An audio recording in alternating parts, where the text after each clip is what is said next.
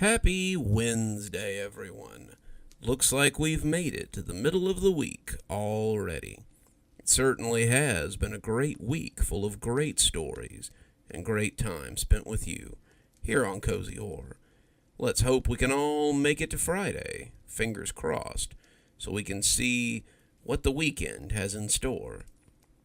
Hopefully you've got some great plans coming up, but, remember to come back and involve us in your plans as well. We sure would miss you if you were gone. Today's topic of discussion, especially around spring, is growing things. And I think I've got some good stories to get you in the mood for that season of growing. Our first story is about a man who discovers the joys of gardening in a very strange and unexpected way. Maybe even learning a little bit about himself and motherhood along the way. So let's hear a story about the blooming. I work for a landscaping company as a landscaper's assistant. It sounds pretty good, but it's mostly a lot of grunt work. You go get people's lunch, you go get people's drinks, or you go carry things that they don't want to carry. It's mostly just a lot of gopher stuff. The company I work for is pretty big in the area. They do a lot of landscaping and yard renovation and stuff like that. I had really hoped for something better at this point in my life, but I gotta pay bills and there ain't a lot of work out there otherwise. It happened while I was coming back from getting lunch. We'd been working for this rich fella near the waterfront, and my boss had been pretty frustrated when he sent me to get Arby's for everybody. We've been back and forth on this display for a couple of weeks, and we just couldn't seem to get the seedlings deep enough for them to take root. Something about the ground on the hillside where he wanted these particular plants was odd. Soil seemed like a mixture of clay and gravel, but the gravel quality was a lot thicker than usual. We'd tried planting, we'd tried digging, and short of blowing up the hillside, I didn't see any chance of changing the consistency of the ground. The client and my boss were both getting grumpy about it, and I saw him putting his head together with his foreman when I left an hour ago to get sandwiches. Now, the area we were working on was empty, and it appeared that everyone had gone home for the day. Somebody had set up these weird little boxes every few feet facing the hillside, but I didn't really see anything odd about them. "Hello," I called as I walked up with a bag of sandwiches. "Hello, where's everybody?" I had about a split second before one of the boxes to my right exploded like a mortar round. If it hadn't been for my throwing a hand up and the placement of the Arby's bag, I would have probably been blinded. It actually did damage my right eye, but the doctors told me I'd probably gained back about 30% of my vision in a couple of weeks. My chest, arms, and legs, however, were hit with something like gravel kicked up by a truck. It was a big truck, too, and I felt more than a few of them pass right through my shirt and pants as they penetrated my skin. I stumbled back and dropped the shredded sandwich bag, landing against the hillside as I covered my face with my shredded arms. Other explosions were going off in the work area, and I heard somebody screaming to stop. The boss came running up at that point, followed by the foreman and the client. My boss didn't look pissed anymore. He looked scared. Turned out that the client had told him that he had until this afternoon to get the seedlings in the hillside, or he was going to go with another company. In desperation, my boss had let the foreman talk him into something that might have been unadvisable. What they had done was essentially load seeds into a blunderbuss so they could fire them at a high rate into the soil. The foreman, an old guy who had been in the army during Desert Storm, said that the penetration rate should be enough to get them deep enough in the soil to take root. Can't pretend to know what they were thinking, but apparently they were eager enough to get started and forgot to tell their assistant, who was out getting food. They had set them on a timer and then hunkered behind cover, just in case something went wrong. They didn't actually use blunderbusses, of course. Where would they even get them? What they used was a tube similar to the ones that they fire those fireworks out of, the ones that are, I think they're called mortar shells. They pointed them at the hillside and set them up to fire about 60 seconds later. My dumbass just managed to stumble into them when they started going off. Lucky me, huh? I spent a couple of hours in the emergency room as they treated my wounds. The doctor said the wounds weren't too serious, saying that it was like getting shot with rock salt more than buckshot. There was definitely skin penetration, but he believed that my body would probably push the seeds out on its own. The eye was concerning, but he assured me that I'd probably get most of my vision back eventually. He gave me some drops and cream and told me to use them as directed if I didn't want to walk around with an eye patch for the rest of my life. My boss paid for all of it, of course. It was the only way he could avoid a lawsuit. He also told me to take a couple of weeks off with pay. The doctor had told me to keep my wounds clean and take it easy for the next few weeks, so I considered myself fortunate to have a nice little vacation while I convalesced. It didn't start right away. I actually didn't notice it till about 3 or 4 days after the accident. I was sitting on my couch with my shirt off, watching TV and taking painkillers anytime I felt a twinge, when I looked down and noticed something weird. Growing out of the area just below my left nipple was a little plant. It was just a sprout, the leaves barely formed, and I muted the TV and bent over so I could get a better look at it.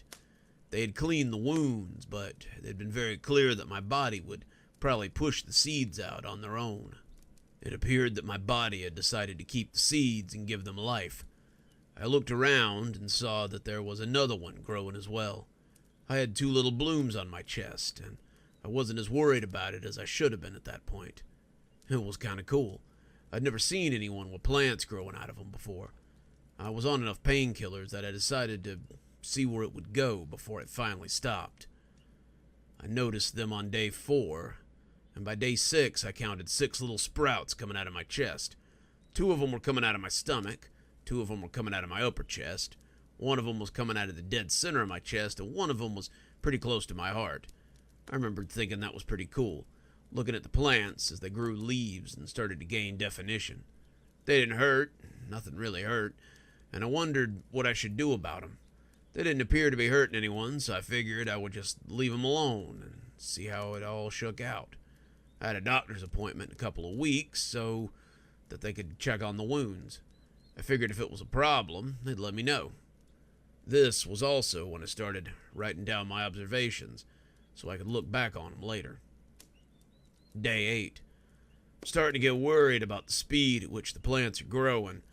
I don't know exactly what we'd been planting on that hilltop, but the plants are beginning to look less like seedlings and more like actual flowers. I say worried, but it didn't stop me from going out in the backyard and sunbathing a little.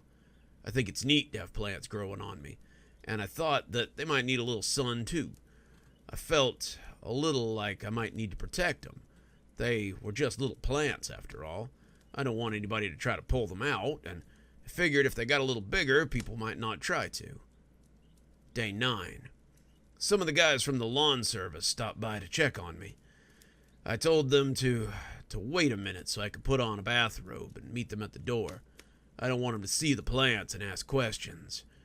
I'd gotten a little paranoid about what people would do when they saw them, and I'd started to feel something in my chest that I associated with love. These plants were becoming like my babies, and I didn't want anybody to hurt them. They asked how I was feeling, told me I looked good, and told them I'd been relaxing and tried not to reopen my wounds.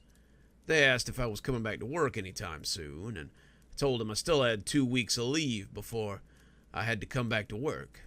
They said the boss had made us all take a safety briefing about checking your surroundings before coming back to a job site. I thought that was pretty funny, given that he was the one that had forgotten to inform me about what we were doing. They all said they hope I got to feeling better and that they hoped they'd see me soon. I threw the bathrobe off once they left and went out in the backyard again. I'd felt something while I had that bathrobe on. It felt like something was crying inside me, like it didn't want me to be in the dark, and it wanted to feel the warmth of the sun. I don't know, maybe it was just some weird side effect of the painkillers, but I lay out there until the sun set, and when I got back inside, I had a pretty nasty sunburn to show for it. Day 12. I'd already decided that I wasn't going back to the doctor. The plants were getting bigger. Some of them were starting to show signs of flowering. and I'd begun to take cold showers so I could water them. It's strange to say, but sometimes I would lie awake at night and just look at them. I'd gone to the hardware store and got one of those lamps that you use for when you're growing indoors. Guy probably thought I was a pothead, but I set it up over the bed and I started sleeping on my back again for the first time in a decade. As the light looks down on them, I find myself watching them grow a little bigger each day. There's a weird tightness in my chest that I can only equate with love. This is the closest I'll probably ever get to being a mother. It's a funny thing, discovering that you love something so late in life. Who would have ever thought that I'd finally have kids of my own at 35? I didn't even need a wife or anything. Day 15. I'd seen other buds starting to come up as well. It's getting a little harder to breathe, but it's probably just the pride. I'm so proud of my little flowers and how big they've gotten. It's like I've got a garden on my chest now. The 6 originals are about ready to bud, and I can't wait to see what kind of flowers they make. Aside from them, there's all but another half a dozen that seem to have sprouted up out of nowhere. And they've become a little like chest hair. I should really ask my boss what kind of seeds these are, but maybe he will want them back if I ask too many questions. He might think these plants are company resources or something. I can't have that. I can't lose my babies. Day 18. The new buds had started to open, and there was a riot of color across my chest. Reds and golds and oranges and yellow, even a couple of blue flowers that popped up. The original 6 plants had made about 3 to 4 flowers each, and the new ones are starting to look like they might make flowers soon too. I seem like I should be more worried about this cough, but it just doesn't seem as important as it would have a couple of days ago. I'm not as hungry as I used to be either. I really only eat maybe 1 big meal a day, but what I really crave is water. I've been drinking at least 2 or 3 gallons a day, and I still feel thirsty most of the time. It's probably just the painkillers. Maybe I should cut back a little bit. God only knows what those Vicodins are doing for the plants. Day 20. I've seen more new buds now, but I'm beginning to get a little concerned about my breathing. I've been breathing in shallow gasps for the last 3 or 4 days. Can't seem to get off the couch either. I manage to get up a couple of times a day to get more water and maybe catch a bite. I've stopped getting up to go to the bathroom altogether. Somehow just going here on the couch seems to be helping the plants. I've seen grass beginning to grow amidst my thick chest hair. Pretty soon I guess I'll have a regular backyard here. I seem to be afraid to go to sleep these days. Not because I think I might not wake up, but because if I watch closely enough, I can see the plants growing right before my very eyes. I'm afraid that I'm gonna miss something, and then they'll know I wasn't watching. My poor little babies need attention, and Mama is here to give it to them. Day 23. I don't know if I'm going to be able to write this much more. My arms are getting really heavy, and it seems to be taking a lot of effort to breathe. My chest is really tight. I sometimes think I can feel things moving underneath it. I don't know what's going on, but the flowers are doing really well. They just keep growing and growing, and the colorful blossoms bring me joy as I lie here and try to make the water last as long as it can. The last time I got up, I went ahead and brought about 12 gallons from the living room where I'd been keeping it. The Amazon guy looked a little weird as he dropped off all that water on the front porch, and I had to rest a couple of times as I tried to bring it all in. I don't even drink it anymore. I just pour it right onto my skin. I don't eat either. Whatever these plants are, they seem to be keeping me alive, and I appreciate them for that.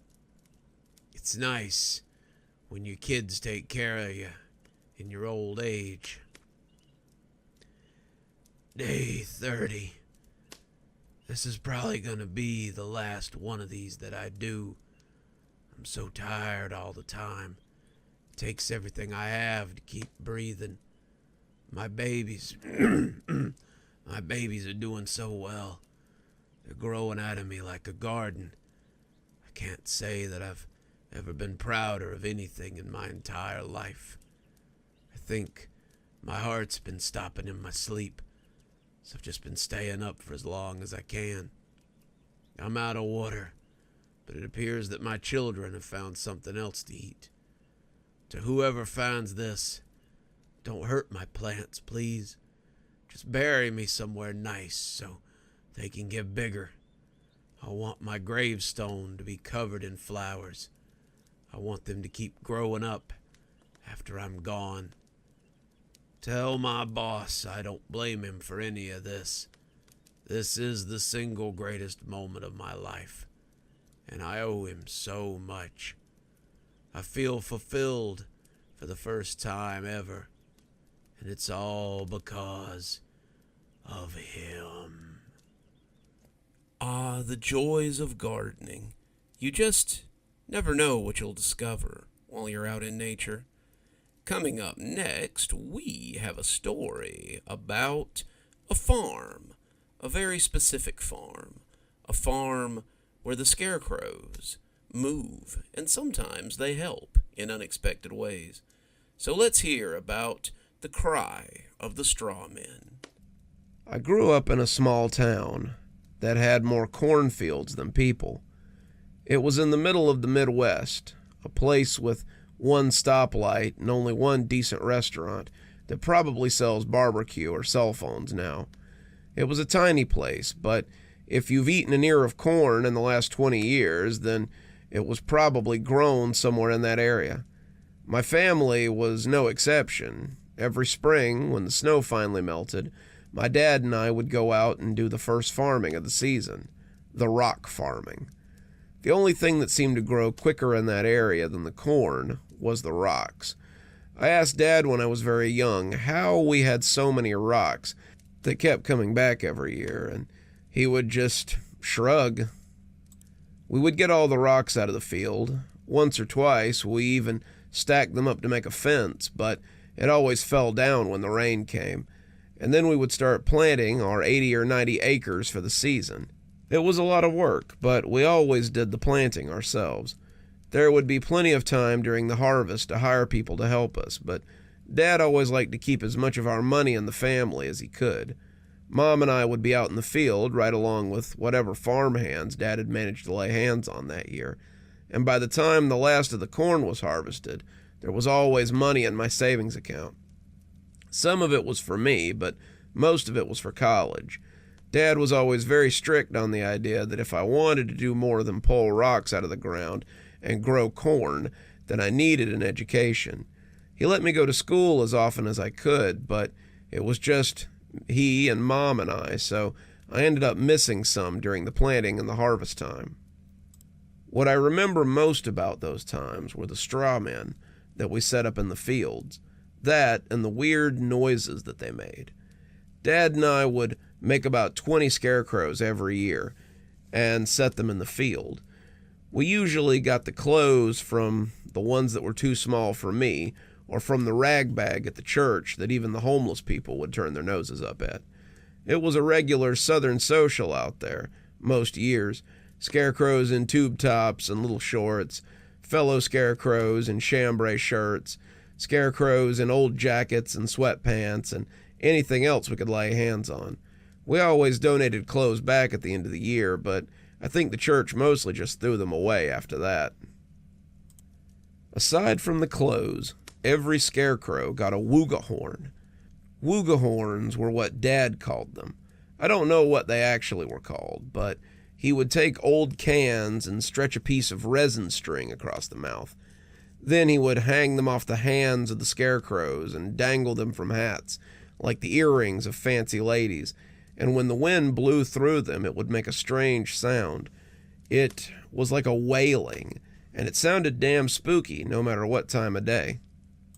I've been out in the field on a windy day, the sun shining overhead, and felt a shiver run down my spine as one of those lonesome cries comes creeping up out of the cornfield.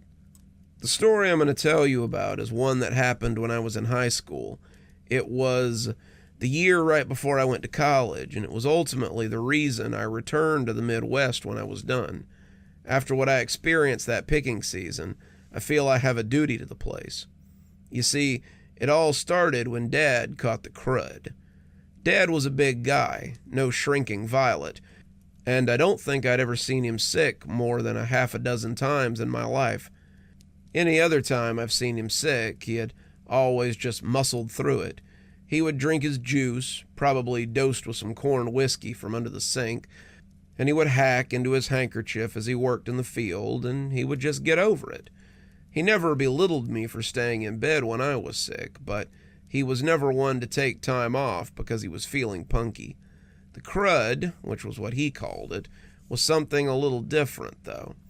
Dad woke up one morning at the end of October and was doing a lot of coughing into his handkerchief as he ate his breakfast. Mom had asked him if he wanted something for it, but he shook it off and said it was probably just his allergies. He would work a day in the field and hack it out of his system and be right as rain in a couple of days. Well, a couple of days came and went, and Dad was far from right as rain. I had to come home in the middle of the day to help him in the field, something I did quite often in those days since my studies were all done. And when I heard a strange noise from the road beside me, I looked up and saw that he had fallen over amidst the corn. When I tried to help him up, I could tell that he was feverish. The fever was baking off of him, and he was nearly delirious with it. I helped him inside, told Mom to call the doctor, and when the doctor got there, Dad came around enough to answer his questions. He still claimed he was fine, wanted to get out of bed and get back to work, but the doctor told him that if he did that, he'd be dead inside of a week. He was running a fever that was about 102, and he was also dehydrated. I recommend bed rest, lots of fluids and juices, and medicine that doesn't come out of a ceramic jug, said the doctor.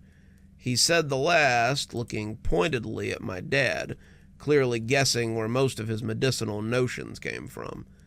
I remember bringing food to my dad and asking how he felt while he stayed in bed. He always said the same thing. He said it was nothing but a little cold and that he would get over it soon and he'd be back in the field before the harvest was due. Well, that time never seemed to come, and Dad was still in bed when Mom started making preparations for Thanksgiving.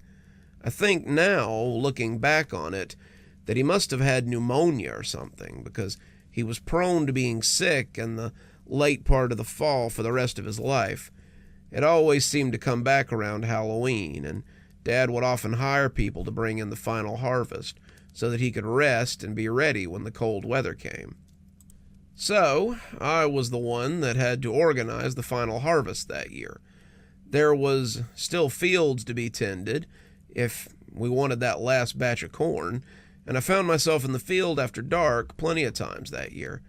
I don't think I had ever heard the noise before, but I think I remembered subconsciously that I had somehow.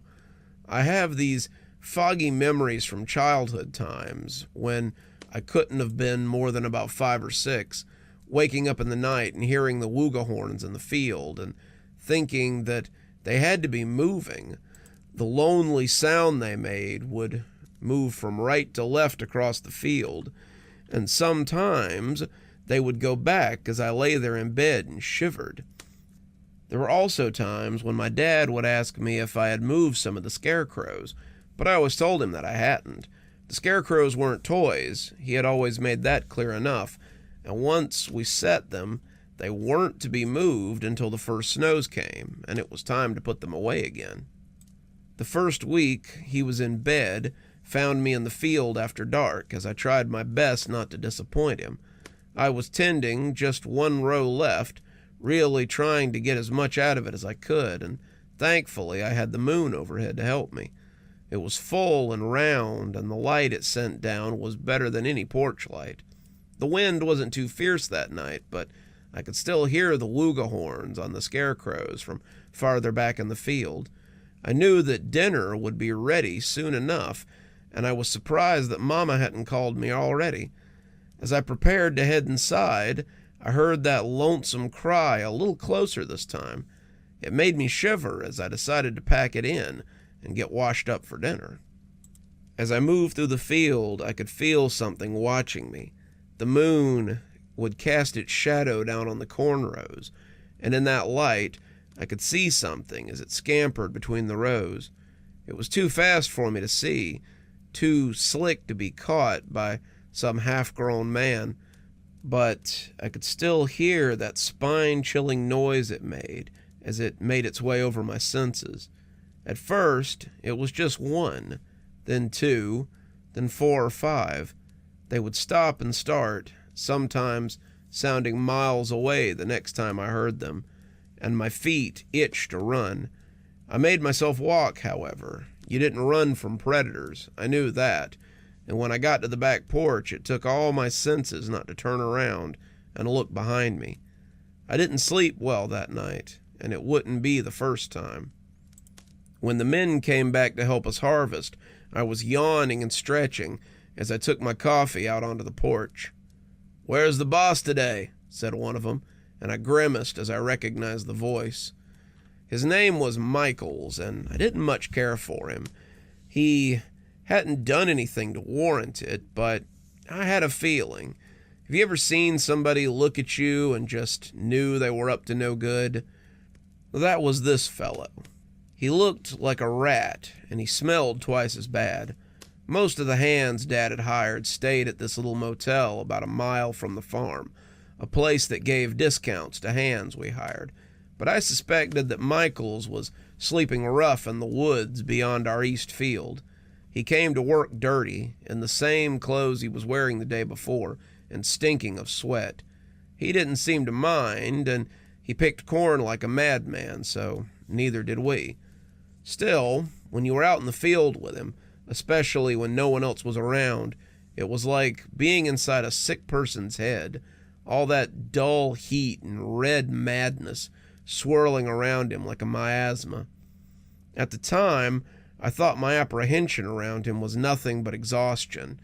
Those wooga horns had been keeping me up nights, and I was ready to drop and irritable as a stepped-on cat. I was prone to being short in those days, and a lot of the hands mumbled about how the son was certainly not the father as they picked. Not Michael's, though. He just kept right on smiling his rotten-toothed smile whenever I was short with him and accepted my money at the end of every day. Then, every night, I lay in bed and listened to the wooga horns as they moved through the fields. I laid awake for nights, wondering how they did it. Surely the scarecrows weren't moving, but what other reason could there be? It didn't make any sense. Straw men did not, as a rule, move on their own. That was a fact. I told myself this again and again as I lay in my narrow single bed, repeated it to myself again and again, but the more I said it, the less secure it made me feel. It was Friday, the last day of picking before we packed in for the year, and the clock on the nightstand said it was 2 a.m. The wind had been light but steady all night, and the sound of the wooga horns had been just as steady. Sometimes I couldn't tell if I was asleep or awake. Those wooga horns were in my dreams as often as they were out of them.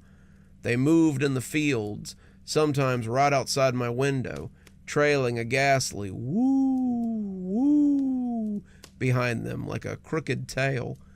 I had actually come out onto the porch to make sure I wasn't dreaming, wanting to see the cornfield so I could prove it to myself. I never dreamed of the corn. My dreams were always very lively, and I thought that just seeing all that corn might convince me that it was real, if it was. So there I stood on the front porch, my chest prickling in goose flesh in the end of November cold, and squinted at the field. No full moon tonight. The moon was little more than a ghostly sickle as it hung over the field. The wind rustled the corn, what corn was left, and the empty stalks made a sound like bones in a holler. The next week they would all be yanked up and ground down, fertilizer for next year's crops, and the field would be as barren as my face after a good shave. Today, however, the stalks made for a ghostly clatter as they jittered and danced in the wind. I heard no lonesome wail now, no querulous call from the open throat made of string, and the longer I stood there, the sillier I felt. Clearly, I had been mistaken. I had been hearing things, jumping at shadows, and now I could return to my bed with the knowledge and the sound of that first lonely note as it rose above the fields made my skin break out in skitters that had nothing to do with the chill. In the thin light of that sickle moon, I could see shapes amongst the corn. They were human-shaped. They moved as humans do. But something about that movement wasn't quite right. It was the way a man might move if he had no bones, no spine, nothing to hold him together but skin and the loosest kind of tendons. They moved like loose corn husks in a breeze, and those horns came behind them, sounding their eerie midnight orchestra. There were 4, then 8, then as many as 20, and as they came before to the front of the house, they all turned their ghostly faces towards me. Their oil-slick eyes looked at me from behind sackcloth faces. They were hunkered down, ready to fly at me at a moment's notice. I was 5 long steps from the door, but it felt like a mile. I didn't like this. Why had I come out here? Why was I such a fool to need proof? The longer I stood here, questioning whether or not this was a dream, the more sure I was that I had to be dreaming, and the less sure I was that this could be real. They were staring at me, staring through me, and I bolted for the door like a scared rabbit. I was through it and had it closed tight before they could get me, but the expected bang of the straw men against the door never came. I stood with my back against it, shivering hard enough to rattle the glass, but the longer it went on, the more I began to doubt what I believed I had seen. I leaned around slowly, coming up on my toes as I peeked through the glass at the top of the door, but all that awaited me at the other side was the murky wavering of corn in the field. I stood there for a long time, just looking, watching, waiting, but none of them showed their face again. I went to bed, but the call from the Woogahorns was loud and mournful, and my sleep was thin and restless. I thought for the 10th time about talking to Dad about the sound, but as he loosed a loud, wet cough from the guest room, a room that had become his sick room, I put the thought aside. I wouldn't bother him with such things that were likely just in my own head. I drifted off in the wee hours, the sun already a promise on the horizon. The next day, we worked like madmen to get the last of the corn boxed up and ready for market. Michaels was there again, packing boxes with the rest, but I couldn't help notice the way he watched my mother and I as we worked. My father had been bedridden for nearly a month, and maybe he had started to think that he had run off on us, and we were simply trying to get by. I don't know what exactly he was thinking, and I'm glad I never found out. At the end of the day, all the corn was packed neatly in the barn for the last of the trucks to get tomorrow, and I handed out the day's wages and bid them all farewell till next year. The others left, talking about going to the bar or heading to the barn dance later that evening, but Michaels lingered for some reason. "Yeah?" I asked him. "Was there something you needed?" "I was just wondering if I might take a meal with you and your mother tonight," he said, smiling rottenly through his brown teeth. I've got a long journey back tomorrow, and a hot meal might send me on my way quicker. Sorry, we haven't enough extra for a fourth. If it's a hot meal you're after, you might try Katie's on your way out of town." "No room for a fourth," he repeated, smiling like he knew better. "If you say so." He left, but I felt sure that he hadn't gone far. As I went about the task of shuttering the barn and securing the farm, I felt eyes on me. These were not the black eyes of the straw men that I had seen the night before either. These eyes didn't come with the lonely call of the wooga horns, but felt more like the eyes of some predator who was sizing up a meal. I put my hand on my knife in my pocket more than once, hoping I wouldn't need it, and when Mom called me in for supper, I locked the doors before going to wash up. I didn't tell her what I suspected as she went to take Dad his dinner. There was no sense worrying her needlessly, and she had more than enough on her plate without my tired megrims. After dinner, I tried to stay awake a little, but ended up falling asleep on the couch instead. I was exhausted, too tired to worry about strange eyes or strange sounds, and when I came awake suddenly in the middle of the night, I felt a blanket thrown over me slip to the floor. I wondered what had woken me up at first, thinking I might just head to bed while I was feeling sleepy, and that's when I heard it again. It was a loud, tortured scream from the field, and I was up and moving before I was fully awake. I came out onto the front porch, the shotgun we kept by the door already in my hand, and I was working the slide as I tried to gain control of my galloping heart. The wind was up again, those wooga horns practically screaming amidst the bare stalks, but it didn't drown out the piercing shriek of whoever was being murdered in my family's field. From the porch, I could see those familiar boneless shapes as they scuttled across the field. But tonight, they didn't seem to have any time for me. They were moving away from the house, towards the east field, and as they crashed amongst the empty stalks, I heard the same scream yet again.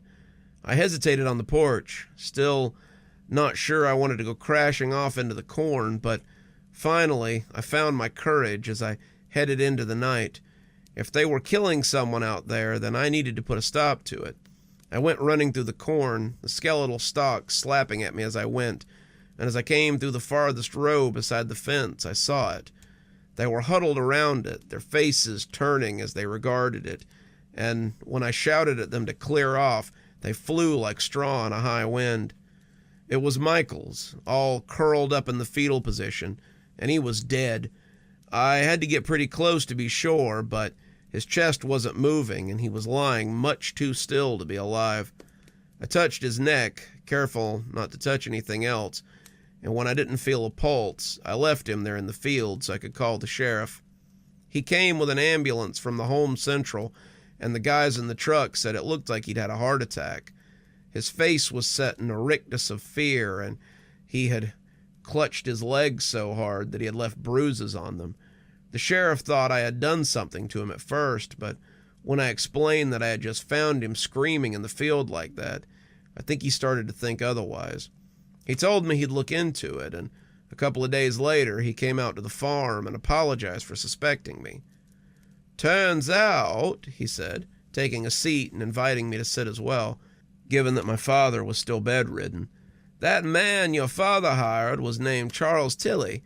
Charles, or someone who fits his description, is wanted for questioning in a string of home invasions, many of which turned violent. Far as I can figure, he signs on to work at farms and orchards for a season, doing picking and packing and such, and then, after everyone else has left, he robs them, and sometimes he does a little worse than that. The last one was a recent widow and a young son, and after he robbed them, he took a little more from them than their lives. Both of them," he emphasized, giving me a square look. I let that sink in as we sat in the rockers, listening to the wind blow the dirt off the recently tilled down field. "You and your mama are very lucky, boy. Probably your daddy, too. He likely intended to do for all three of you, and take whatever you had in the house before he had his little heart attack. He took his leave then, saying if I needed him, all I had to do was call. After that, the sound of the wooga horns put me at ease. It was still a little spooky to hear from the fields, but it let me know that the scarecrows were looking out for me and Mom. Dad, once he got better, laughed when he saw the scarecrows in the field well into December and asked if I liked them that much. I told him I did, and from then on, the scarecrows never went back in the barn unless the wind was very bad. I live in the town now, working as an accountant, but I still help Dad in the fields when he needs me. I still listen for the lonesome cry of the wooga horn, too, listening out for the straw guardians that saved me from a very bad man one night in November. Well, look at that. A story where the scarecrows were actually a little bit helpful. You don't see that very often. Coming up next, we have a story about a community. Well, not like any community you've probably ever been to. This one's more of an absence of community. A permanent retirement community, if you will. Let's hear a story about Whispering Pines. It is my pleasure to unveil an innovation in burial services. The investors looked uncomfortable as they sat in the hot sun on the edge of John's latest investment. When the tech mogul had bought 500 acres of swampland, people had speculated that he meant to build another factory for his microchips. Tech magazines had floated the idea of everything from warehouses to a new robotics division and everything in between, but none of them could have guessed his true intentions. His stock price had doubled since the announcement, and investors seemed to be holding their breath to see what would come out of Yomite Solutions this season. Only his accountant had known the real story, and he had been sworn to secrecy. Not a word to anyone, John said, winking as his usual smile spread across his face. Wayne had snorted. John, no one would believe me if I told them. Now here they were, their eyebrows raised as he talked about not some new piece of tech, but an innovation in the burial of all things. Behind me stands 500 acres of new growth, trees ready to provide mankind with oxygen, and many helpful species of insects and wildlife will find a place to live here. Beneath them, however, are the first in a long line of subjects in our land renewal innovation. The bodies are infused with seeds. The seeds take root and use them for nourishment, and as such, become a sort of casket for the dead. He saw some of the squirming looks held by those gathered and decided to squash them. Behind me stands what will one day be a new forest, a forest that will be untouchable thanks to the laws now in place. Think of it. Every cemetery a forest, every boneyard a park, every place of death a place of rebirth. This is the future, a future that bodes well for the earth and for the health of our planet. Welcome to Yomite Pines Memorial Forest, a place of eternal rest and peace. The investors clapped. It wasn't over-enthusiastic, but they clapped. They would see, in time, that it was a good middle ground. John had done a lot of harm to this planet with his factories, his smog, and his landfills full of obsolete electronics. If he could turn people's minds and grow a memorial forest in every state, it would go a long way towards making him feel better about the business and his soul. John Yomite, in fact, hoped to be buried in one of these forests himself one day. He had no way of knowing how soon that dream might become a reality. That was the first night that he had the dream. He was running through the rows of newly planted pines, the ground groaning as they grew towards the heavens. They towered over him, their branches grasping for the sky, and as they blotted out the moon, he heard their whispers. Join us, join us, Join us in the soil. The ground sucked at his feet as he ran. The sand clung to him as if trying to hold him down, and as he jogged through the park that he had created, a cold wind blew amongst the trees. He woke up in his bed as the whispers grew, and breathed a sigh of relief when he realized it had all been a dream. Did the water in his morning shower look a little darker as it went down the drain? Were there leaves in the pocket of his sleeping shorts? Was there maybe even some mud he overlooked on his arms and legs? Maybe, but if there were, John didn't see them. He shook it off his nerves as he got ready for the day, but it wouldn't be the last time he ran through the trees by night. Wow, John, if you'd told me this thing would take off like this a year ago, I would have called you crazy. John looked down over the forest of pines and oaks, their tops coming in as they grew strong. The glass window over his tower made the perfect observation platform, and the glass was thick enough to block out the whispers he sometimes heard when he walked the grounds. Wayne was going over the numbers, but John was barely listening. "You did call me crazy," John said, looking down over his forest of trees. He had built this tower so he could watch the forest grow, and he found he was truly at peace when he stood up here. Watching them sway, watching them grow, it was all so different from anything he had done before. "Did I?" Wayne said. "I guess I was wrong. This has been a bigger windfall than any of your previous endeavors." John would have agreed if it hadn't been for the incidences that kept cropping up. Who would have thought that people would pay so much to save the planet and to be one with the burgeoning forest? John asked. "Now, if we could just figure out why people keep going missing, we'd be set," Wayne retorted. He said it with a laugh, but John really didn't find it funny. If it had been one or two, John could have understood, but what kind of memorial garden loses double-digit guests in their first year?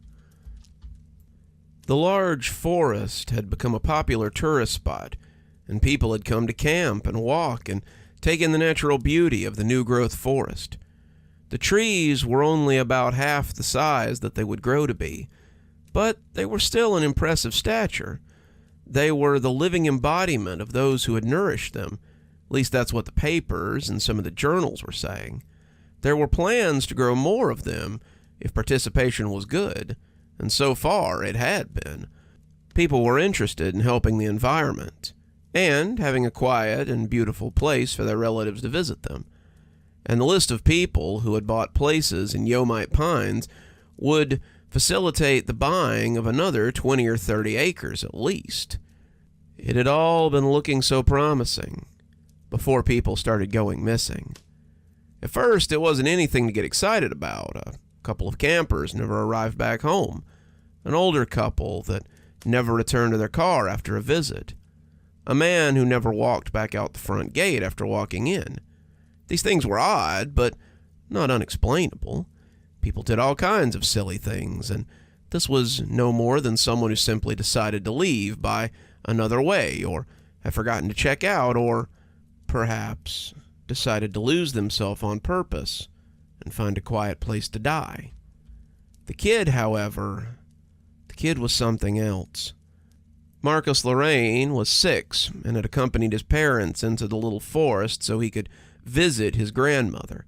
They had walked amongst the trees, taken in the paths and little bridges and the shallow river that ran through it, but when they had turned to go, Miss Lorraine had noticed that her son was nowhere to be found.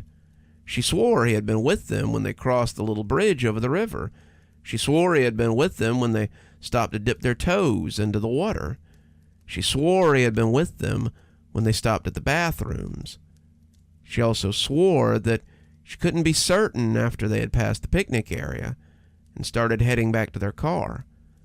"I don't remember much after the picnic area, if I'm being honest," she said, her dreamy voice at odds with her tearful demeanor of a moment before. "I'd been walking along, listening to something, and for a moment it was almost like I was hearing my mom talk to me.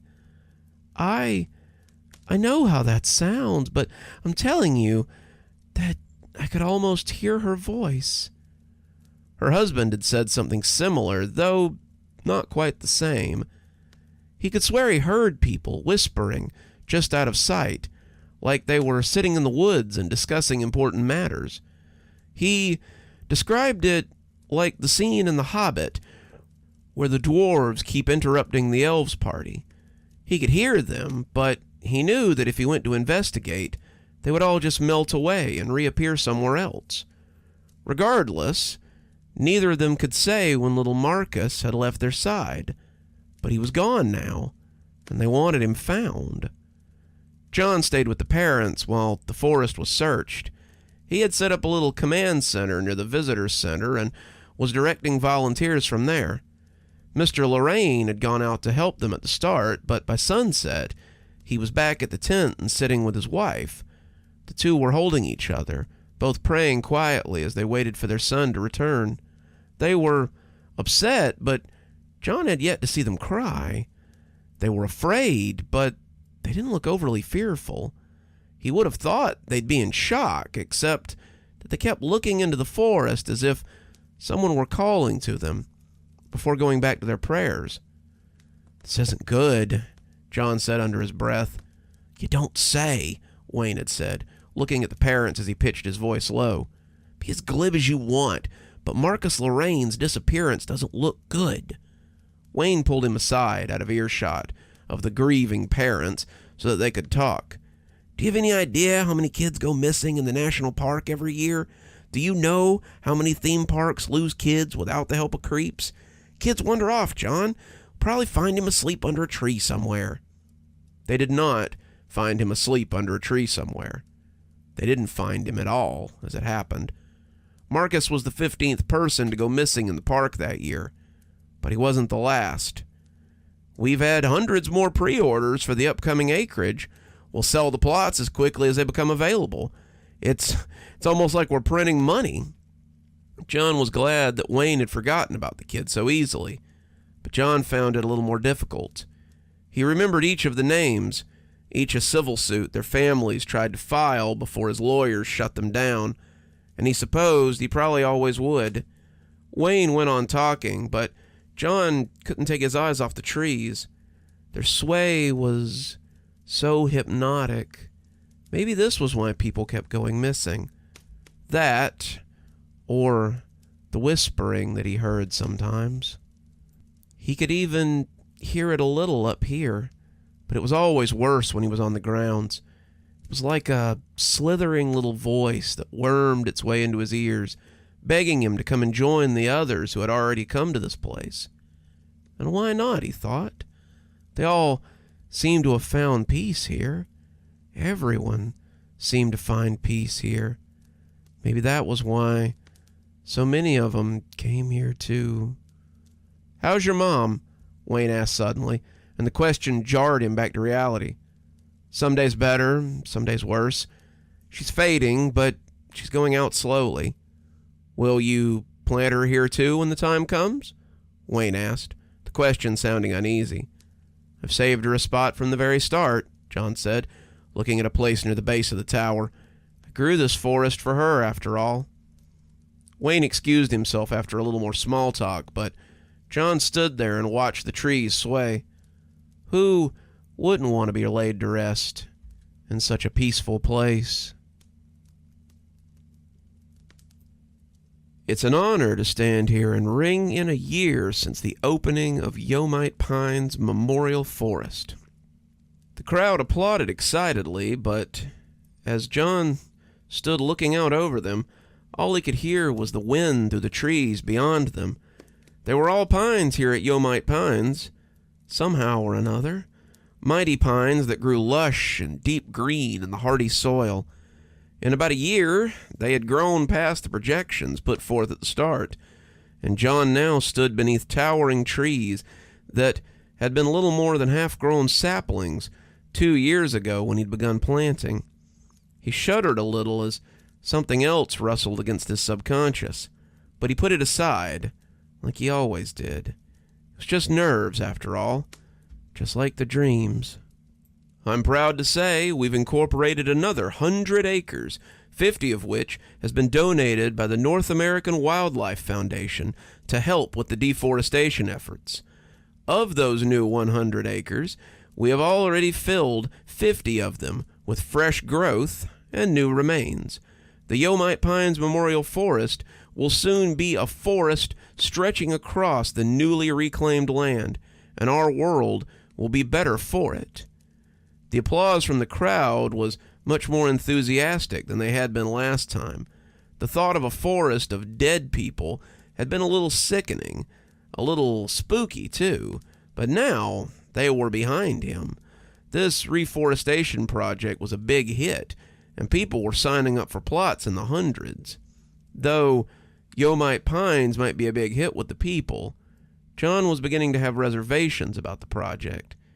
It had been 6 months since Marcus had disappeared, and now his mother and father were also missing. John had once liked to stroll out here, just taking it all in and soaking in the peaceful landscape he had created. He had been on one such walk about 2 weeks after Marcus had gone missing, when he had seen Mrs. Lorraine walking down the path towards him. Walking might have been a stretch. Shelley Lorraine was wobbling like a drunk, and as she came towards him, she looked as if she were barely in the world. He called out to her, asking how she was doing and if there was any news on Marcus, but it took 3 such calls for her to look up and acknowledge him. "Huh?" she finally said, shaking her head as if she'd been sleepwalking. "Oh, Mr. Yomite, She seemed to mumble through what she was before answering. "As well as I can be, I suppose." "Did you come to look for Marcus?" he asked, wondering why she was here if she was still looking for her son. The whole park had been searched from border to border, but no sign of the kid had been found. It was as if the ground had simply swallowed him up and left nothing behind. They had moved on to the surrounding scrublands, but John was certain that he had seen the mother in the park more than once. The father had come in once as well, but that was the last time that John had seen him. He hadn't come back out again after that, and John supposed he was doing better than his wife. Here she was, high or drunk or both, and John would have to tell security to keep an eye on her. "Yes," she said, looking off into the trees as if someone had called her. "Yes, it's like I can hear him when I'm here. He keeps calling for me, and I keep hoping I'll find him. Excuse me," she said, and stepped into the tree line as she went off into the towering gravestones that surrounded them. That was the last time that John had seen her. The last time that anyone had seen her, actually. The whole family had disappeared, and Scott, the security guy over the park, actually showed him the security footage of Mr. Lorraine coming in but never leaving. He asked John what he wanted to do with it, and John had told him not to tell anybody about it. He must have left in a crowd, and we missed him. There's no reason to tell anyone about this. It was a tragedy, after all, but as guilty as John felt, he couldn't have something like this sabotaged by one family. This was his chance to make amends for some of the things he had done, to make amends to the one person whose opinion mattered to him. That was the last anyone spoke of the Lorraines, but it wasn't the last John thought of them. The new acreage will be open to the public next year, once the new growth has had time to get its roots. Until then, I invite all of you to enjoy Yomite Park in its fullest. They applauded again, disappearing as John waved his way off stage. Wayne was waiting for him off stage too, all smiles. Maybe it was because he was an accountant, but as long as the money flowed, Wayne was happy. "Great speech," he said, walking beside John as the two made their way towards the tower. John watched as many of the people seated there took up walking through the park, looking in awe at the trees that had been grown from human compost. "We shouldn't be letting people just walk around the park anymore," John said suddenly. "It's too dangerous." Wayne looked confused, but as John finished, he grinned like a shot fox. "How else do you intend to pay for park services and expansion?" he said, smiling woodenly. Maybe it shouldn't be expanded. It shouldn't be open to the public either. No one picnics in a graveyard.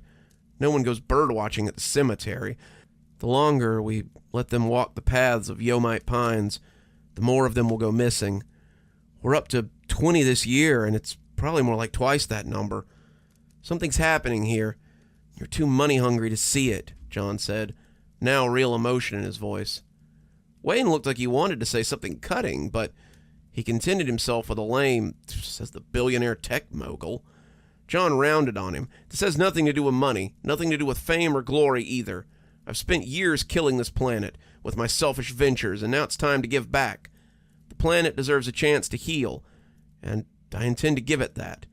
Yomite Pines will sweep as far as I can push it, an untouchable beauty that will heal the world. But there's no reason that people should be free to wander here. The door to his car was open, and he climbed in as he gave Wayne one final withering look. I want to close the grounds by the start of next month. I don't care what it costs. Make it happen.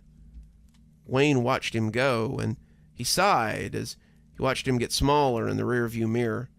John felt more at ease as he drove off. The incessant whispering was finally cut off, and that was good because it was getting to be more than he could take. Every time he came out to the pines, it got worse, but John still found himself drawn to the place. John dreamed about it most every night, and sometimes he woke up with dirty feet or muddy shoes at the foot of his bed. John didn't live too far from the park, but it was still 5 miles or more. Was he walking there in the middle of the night? Surely he wasn't driving, but what other option could there be? In his dreams, he walked amongst the trees, hearing the voices on the wind. In his dreams, he saw people walking amongst those trees, people who were as thin as fruit skins. They wanted him to join them, to come and be a part of them, and John found it harder and harder to ignore their call the longer it went on. He knew that one day he'd have to go to them, but until then, he still had work to do. This was a gift to his mother, after all, the woman who had been so disappointed with his actions, but had never stopped loving him. This was a final gift to her before she left the world forever. This was the last thing that he could do to make amends.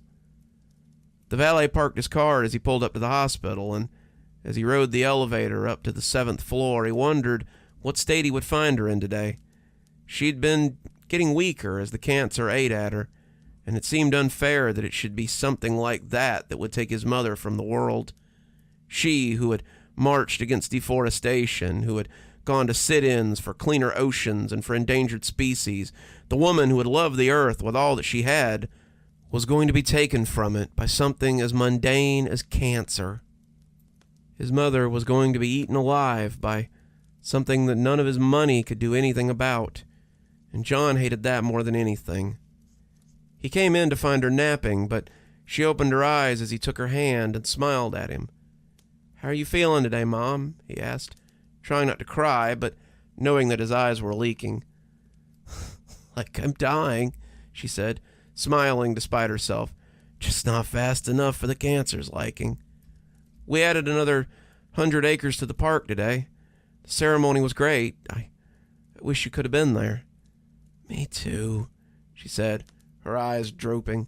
She was so tired these days, so easily tapped out.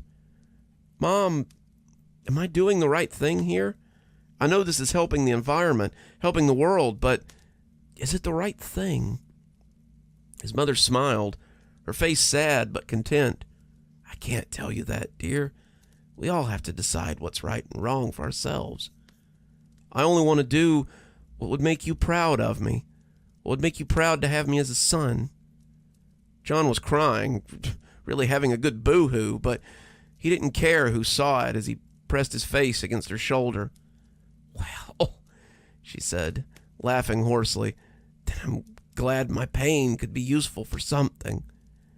He just sat there with her, the two of them enjoying the other's company. John had saved her a place for after she was gone, a place where she could be at peace within the earth. Her final good deed for the planet she loved so much. She would grow within the heart of the park, likely the largest tree in the park when she was done. She would rise above all the others, dwarfing all the pines as she rose for the sky. Till then, however, he would mourn her, one day at a time. He was running, the soil mashing between his toes as he went. The trees rose up around him, their voices high and beautiful. They called to him as he ran, asking why he was fleeing from them. They could bring him peace, too. They could make him complete within the soil. The moon was a ghostly sickle over top of him, and as he ran over the muddy ground of the park, his park, he felt more and more lost. He had built this place, had designed the layout, and it was unthinkable that he should be unable to find his way. This was a dream anyway, he told himself. He was dreaming all this, no matter how much dirt he found on his sheets in the morning. These were all just nightmares, regardless of the filth he found at the bottom of his feet. Nothing here could hurt him, nothing could really get him, but that did little to hamper his fear as he ran. Come to us, John. Come find peace in the soil. His spine prickled. Had that been Miss Lorraine? He took turns at random, his feet feeling heavy the further he went into the park as it sucked at him. The ground was hungry, and now it wanted him to go along with the others it had taken. He didn't understand how it could still be hungry, but it ate greedily as he sank more and more of them into the soil. Now it wanted him too, and as his feet came onto the sidewalk, he breathed a sigh of relief. The ground couldn't get him on the sidewalk. At least he didn't think so. He seemed to come back to himself as that thought came to him, and he realized this may not be a dream. Suddenly he was standing on the sidewalk, wearing his comfortable sleep pants and his sleeveless t-shirt, staring at the whispering sea of trees. He had found himself here before, wondering how he had gotten here, and as he reached for his phone, he realized it wasn't in his pocket. It wouldn't be, would it? It'd be on his nightstand, right where he'd left it. He looked at the tower and was thankful that he'd paid for night security. He started walking towards the edifice, preparing to answer some questions yet again. This is starting to become a problem, John. Wayne was pacing around his office in the tower as John sat drinking coffee in his night clothes. Scott had called Wayne for some reason, and John would have to have a word with him about that later. John signed the paychecks around here, not his accountant and VP of sales. Scott was likely worried that John was having a break from reality. John realized that didn't change matters, though. This was still John's project, and he was in charge. If the shareholders find out about this is going to be bad. John laughed. Shareholders? What shareholders? This project is being bankrolled by me and me alone. Wayne shook his head. I'm not talking about the park, John. I'm talking about the shareholders in your other companies. If they find out that you're wandering around your memorial garden every night, they might worry that you're losing it. John shrugged. Let them think what they want. This is more important than anything else. Wayne looked at him then like he might be crazy. Talk like that's going to bankrupt you. I know you're torn up about your mother, John, but this isn't the time to give up. John didn't say anything for a little while, staring at the coffee as it sloshed in his cup. I don't know if I want to add more acreage to this place. I don't know if I want people here or not. The only thing I do know is that this work is important to the planet, if not the people, and it needs to continue. Wayne left not long after that, and John was left to stare into his cup and wonder. Despite what he had told Wayne, he added another 100 acres to the park. Despite what he had told Wayne, the people still came to the park. They had a man-made lake now, 3 picnic areas, and enough parking for everyone buried here and then some. They also added nearly 30 missing patrons to the tally, putting them at around 60. There had been many searches of the grounds, but no one had ever been found. It had become quite a mystery, and as John drove into the park, he grimaced at the graffiti on the welcome sign. People kept spray painting "Whispering" over Yomite on the sign, and John had replaced it several times already. He'd have to get Scott to check the cameras again, though he found the name extremely appropriate. John's dreams had far from abated, and he rolled his window up as the whispering tried to find its way to him again. They beseeched him to come to them, to join them, and John didn't know how long he could resist them. The dreams were drawing him out here nightly, and he'd started waking up in the park more often than not. It was becoming more and more apparent that he was simply walking here at night, and there didn't seem to be any way to stop that from happening. Lately, however, the calls had been in a voice that he couldn't refuse. He walked into the park, sliding in his AirPods as he came through the gate, and the whispering intensified. It really was a beautiful place. The pines had come in nicely, and they were growing tall and healthy. They stretched out from the gate now, a mighty forest that had risen from nothing, and he was proud of his work. He was haunted by that work too, but it didn't stop him from being proud of it. He had accomplished much in the 2 years since starting, but there was still so much work left to do. He stopped by one of the trees, the one near the base of the tower, and looked down at the new growth already poking its way through the soil. "Hey, Mom. Looking good," he whispered. She had passed about 3 months ago, not long after his conversation in her hospital room. She had been laid to rest in the park, his last gift to her, and the placard he had put up in front of her tree was the only real allocation for grave markers. Everyone else had a small number so their loved ones could find them, but his mother would only be important to him, and he knew that. She had been his last family, the only surviving piece, and now it was down to him to mourn her. When she had joined his dreams, adding her voice to the chorus, he didn't know how much longer he'd be able to hold out. Wayne was waiting for him when he got to the top of the tower, holding up the plans for the latest expansion. "We just got approval for another 100 acres. We should have it filled before June, and then the next 100 before this time next year, I guess. How much would it take to get another 1,000 acres? Wayne's eyes went a little wild. I mean, some of it would be available through government grants, but the cost would be steep. Make it happen. I don't care what it costs. Wayne looked at him oddly. You feeling okay? You're not planning on doing anything drastic, are you? He seemed to have noticed how close John was standing to the window. John couldn't exactly blame him for his concern. John had been feeling a little hinky, as his mom had been wont to say, and he wasn't sure what to do about it, or what he might do about it. I'll get the papers drawn up, Wayne said, rolling up the survey charts. I talked with Scott about the sign, too. As usual, they can't find anything on the cameras to blame it on. Just kids out for a little helling, I guess. John nodded, but it was pretty clear that Wayne couldn't hear the whispers. He didn't get it. Probably never would. He was the perfect one to run something like this, though he would never understand the importance of it, or the horror. The nights John had spent out here had shown him where the missing people were going, had shown him his own fate as well.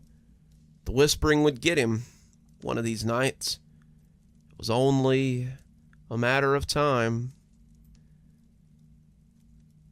John was tired, but the terror made his legs move as the mud sucked at his every step. Maybe tonight was the night. Maybe this would be the night they got him. Maybe this was the night he became a part of Whispering Pines. Even the name had slunk into his consciousness. It was fitting, too fitting, and he could no more outrun it than he could the ground that sucked at his feet. Suddenly the ground did a little more than pull, and John was up to his thighs in the hungry muck. Beneath the soil he could feel the strong grip of searching vines and realized that if he didn't start fighting now, the jig would be up. He yanked and tugged, his strong runner's legs feeling ineffective in the muck, He was losing ground, 1 step forward, 2 steps back, and when the paved path came into view, he waited like a drowning man. The roots gripped at him, dragging him back, but John pulled onward, working for the shore. Suddenly, the dirt was up to his hips, and he was wading through the fresh mud. He wasn't going to make it, he thought. The roots would get him, the ground would take him, and he'd be with the dead. One of his nails tore up painfully as he grasped the sidewalk, but he pulled himself up nonetheless. He limped a little as he walked towards the tower, one of his ankles having twisted a little as the root grabbed at him. John's steps weren't just heavy because of the ankle, though. John hadn't gotten a good night's sleep since he opened this damn place.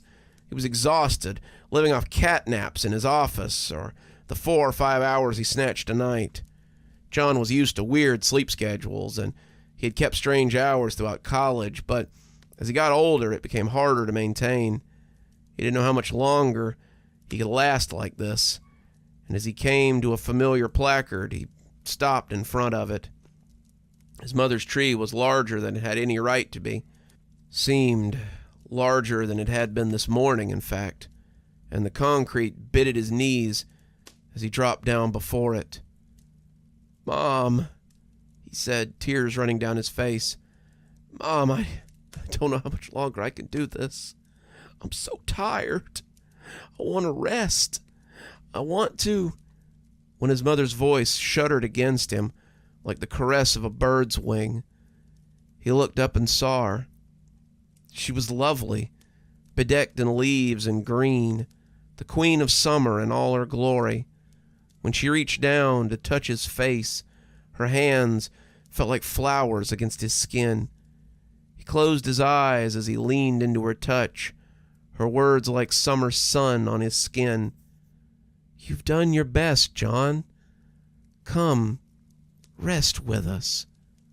John nodded, pitching forward as the earth swallowed him up.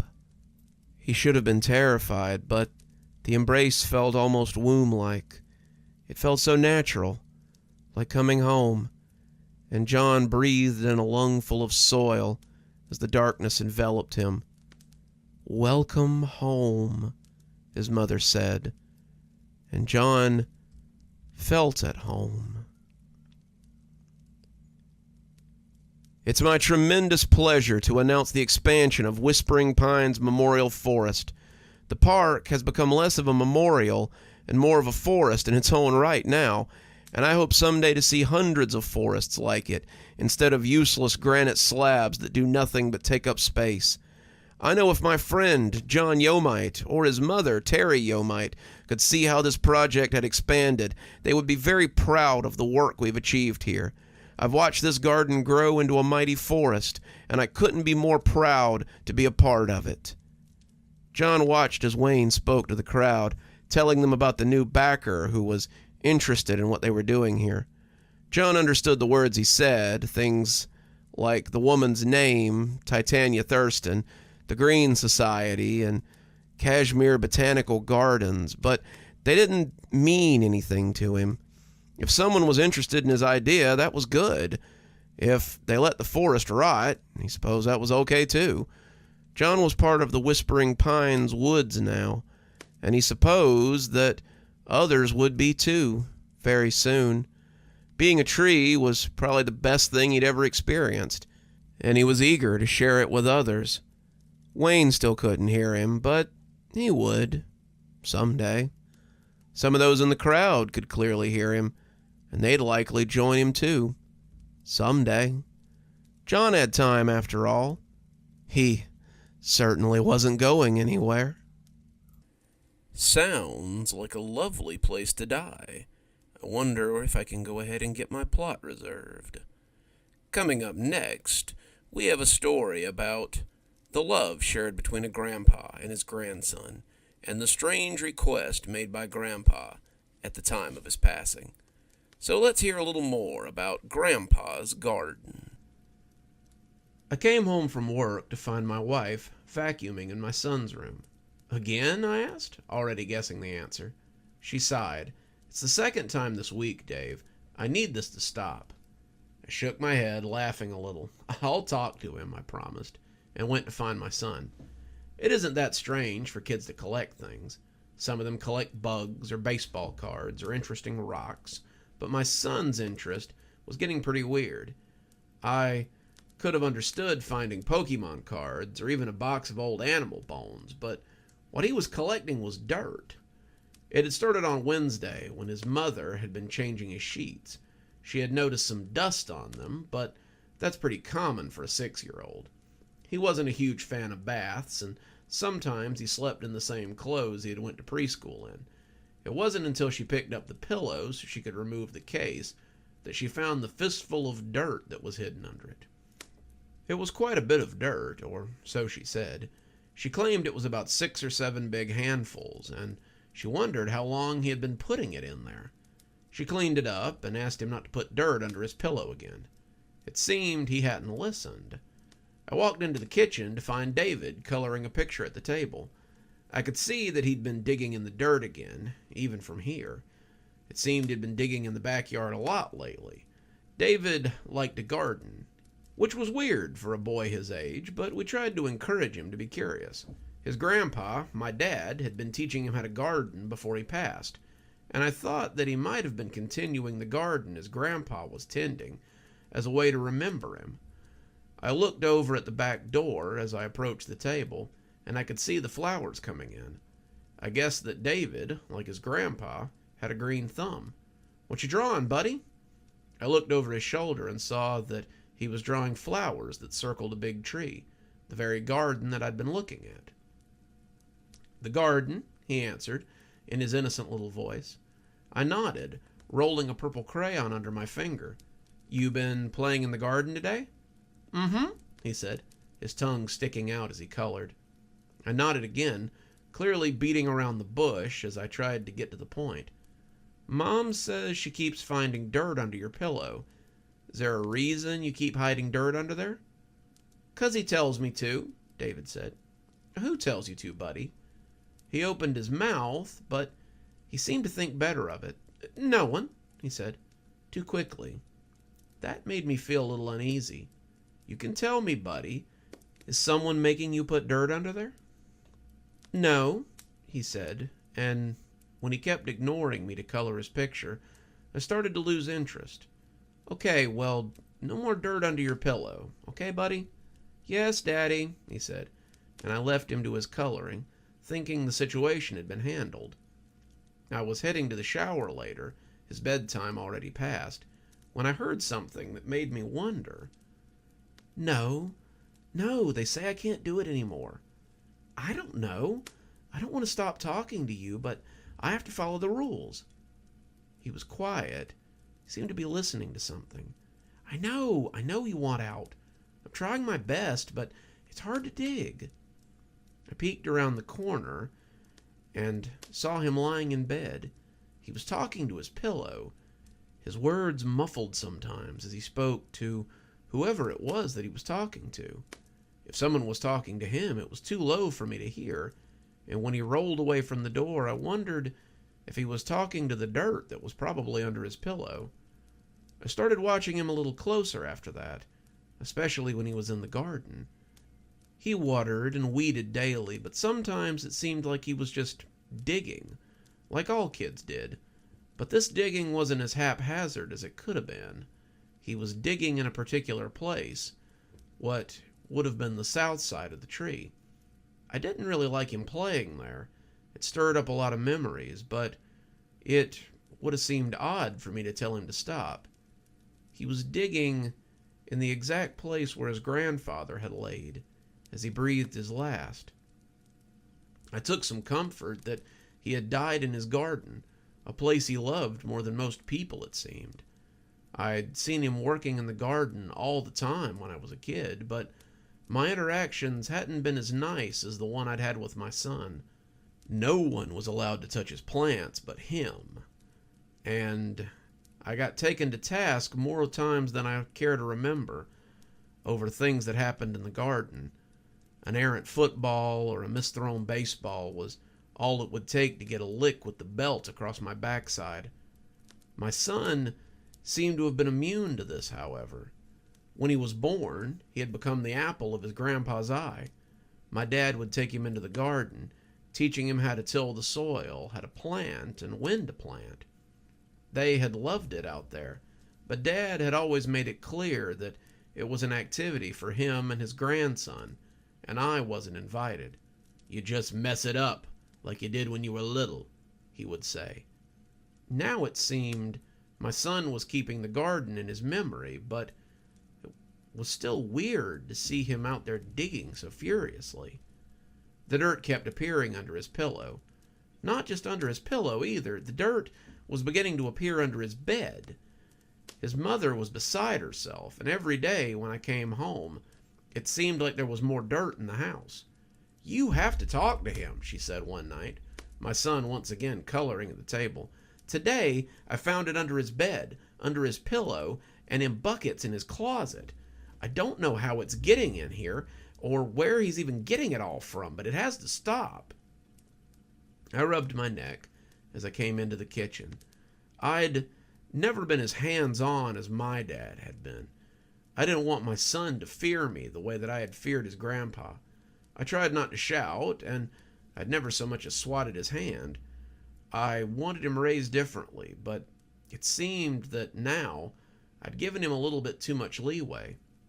"Hey, I thought we talked about the dirt, kiddo." David nodded, not looking up from his coloring. "Yeah, I know."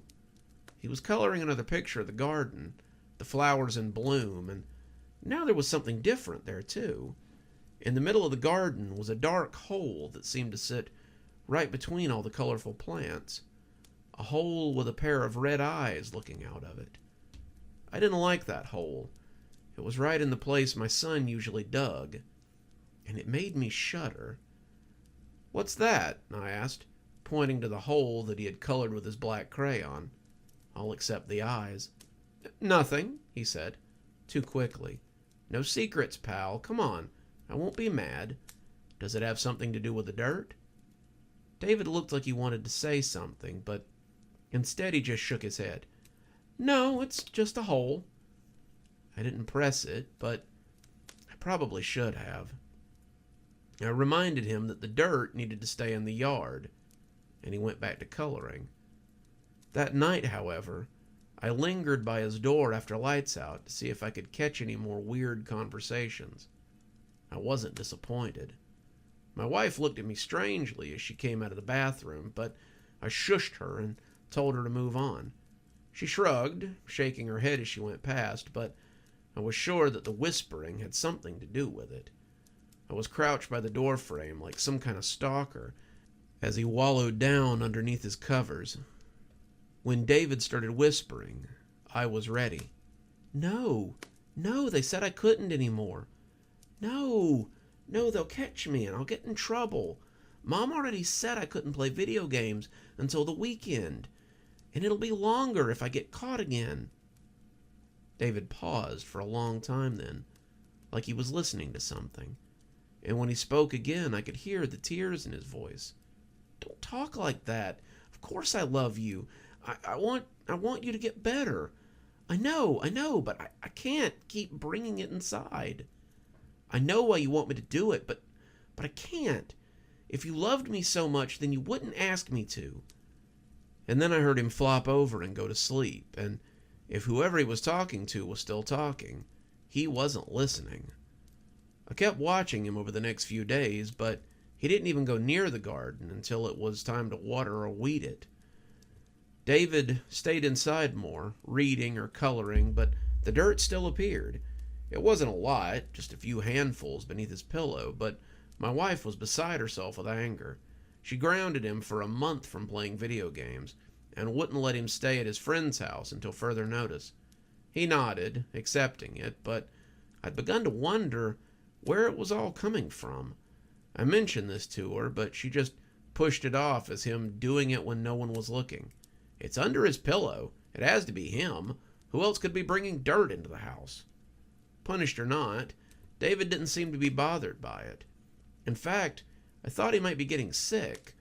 He was listless, dark circles forming under his eyes, and I took him to the doctor at the end of the first week to make sure that he didn't have a cold or something. She said he was healthy, but she wanted to put him on something to help him sleep. Poor kid looks like he's suffering from exhaustion. The source of his exhaustion became apparent a few nights later. I would have probably never caught him if I hadn't gotten up to pee at around 3 a.m. I stopped at his door to check on him, and something didn't seem right. His bed didn't look the way it usually did. His pillows were a little too poofy. And when I flipped back the covers, I found that David's bed was empty. I started tearing through the house, checking everywhere that he might be, and when I came to the kitchen, I found that someone had left the back porch light on. I couldn't see him, not at first, but then I saw something come flying up over the hole in the middle of the garden. "I don't know," I heard him half whisper from the hole. "I thought you said you were there." I crept up to the hole, not making a sound, but as I got closer, I heard David start to get frustrated. "I don't know. I'm trying, but the ground's too hard. I can't get to you, Grandpa. I want to help you, but the ground's too hard. My fingers are bleeding. Please help me. I've dug so deep. I can't. David?"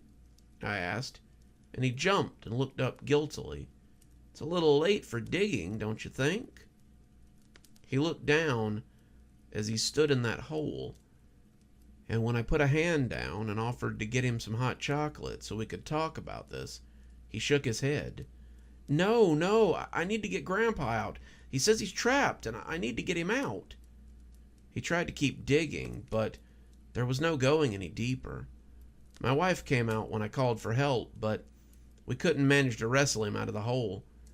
We had to call for help from the people in the white vans who spoke in soft voices, and that was the end of David's digging. The men at the facility they took him to say he's doing much better.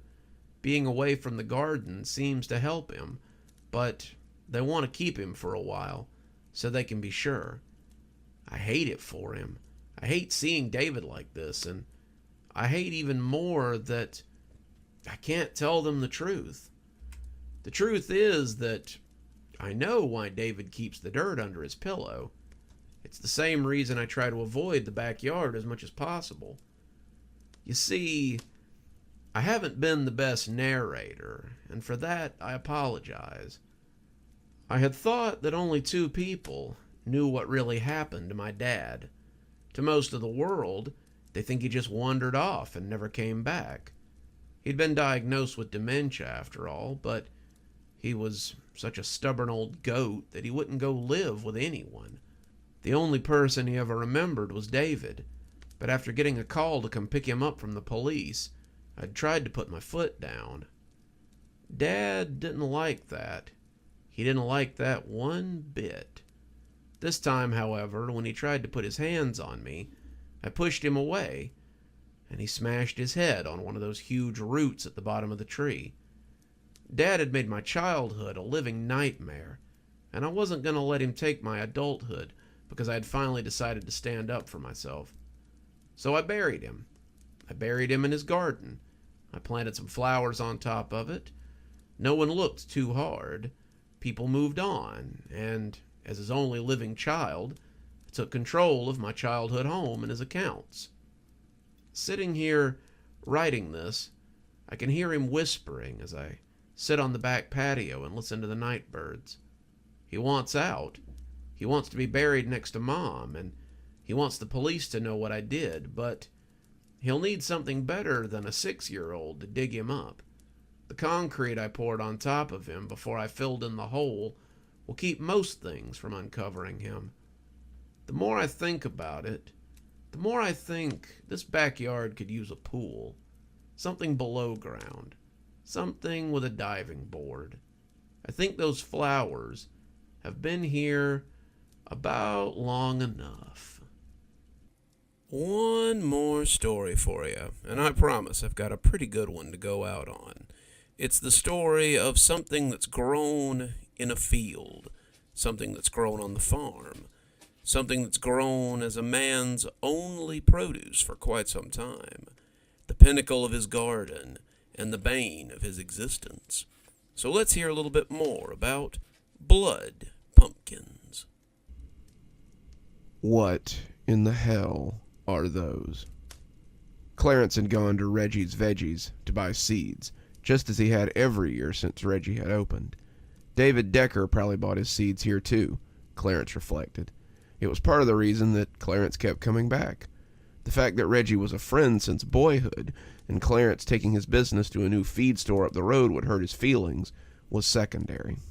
Clarence wanted to beat David, wanted to beat him so bad he could taste it. David was a bit of a local celebrity, a legend in the agricultural community, and he'd grown the biggest pumpkins in the county for the last 5 years running. For the last 5 years, Clarence had been content with second place, but he felt that this year was different somehow. This was the year that he beat David Decker and took his rightful place as the biggest pumpkin grower in the county. This year was also different because Reggie said he had something special for Clarence. He had what he called a secret weapon, and he assured him that it would finally wipe the smile off old Decker's face. Reggie had no reason to dislike Decker. He was probably one of Reggie's best customers after all. But the old man had been getting cocky lately, and his bravado had turned the humble produce seller's stomach. Clarence picked up the packet and looked at it. It was just a normal pack of seeds, maybe a little old and crumpled, but clearly just seeds. Reggie had found them in a trunk that had belonged to his grandfather, and they had looked eldritch on the semi-modern countertop. The paper had taken on that soft, velvety feel of a material that has seen the fall of the Second World War, and the seeds inside felt like hard little bullets under Clarence's thumb. The paper declared them to be Blutkürbisser, and everything on the package was in a foreign language. He would have sworn it was something that Reggie had bought from a joke shop, if he wasn't so serious. To be sure, Reggie was a practical joker, but his face was stone-cold serious as he looked at him from across the counter of his vegetable stand. "Blood pumpkins," Clarence said skeptically. "Blood pumpkins," Reggie intoned, back with deep seriousness. "I don't know, Reggie. These things look older than God. You sure they'll grow?" "Absolutely." Reggie stretched the word into 3. "Granddad bought 'em back when he was in Germany. He said the pumpkins he saw over there were huge." Clarence scoffed. "Your granddad was a sodbuster, just like mine, Reggie. When did he go to Germany?" "During the war, same as your granddad, except your granddad spent it in Alaska." Clarence wanted to take offense to that, but Reggie was right. Granddad had gotten a very cushy post, while Reggie's granddad had gotten half his leg blown off by a potato masher and was sent home with honors. Reggie's granddad had used the payout from the government to buy the building where the feed store now sat, while Clarence's grandfather had used his payout to buy the land where his farm was. Just because Reggie Sr. had been a drunk who had squandered the family business was no fault of his. "Let me get my usual spread of regular pumpkins too, Reggie, just to be safe. So, how do these work anyway? Any special instructions for these German pumpkins?" Granddad always said that the man who gave him the seeds said that a sacrifice was required to see them reach their full potential. What that sacrifice was, the man wouldn't say. Granddad figured if anyone knew anything about sacrifices, it'd be farmers, like you and me. Reggie wasn't wrong. All farming was one sacrifice after another. Farmers sacrificed their time, their love, their family, their hair, and damn near everything else so they could afford to keep the taxes paid and the lights on year after year. Sod busting was nothing but sacrifice in many ways, and Clarence figured he'd plant the seeds and see what came of them. He honestly figured he'd get more out of the other packs of seeds than these old pumpkin bullets anyway. He would look back on that moment and reflect that he had known nothing of sacrifice.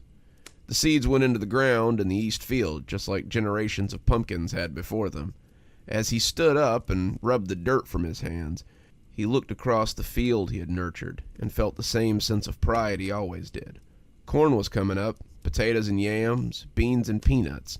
The fruit trees were filling the orchard with their sweet scent, and now the pumpkins would be the crowning jewel of his farm. The July sun beat down on him, and he shaded his eyes as he surveyed his kingdom. Clarence knew it wouldn't be long before harvest time. Soon the fields would be filled with the sounds of picking and packing, and it would be time to take another load down to Reggie's so he could sell his wares.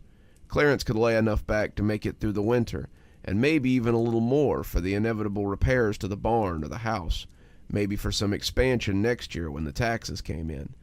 And, he reflected, once he won this year's grand prize for biggest pumpkin, Clarence could open up his own stall the following spring and sell his own wares, just like his father used to.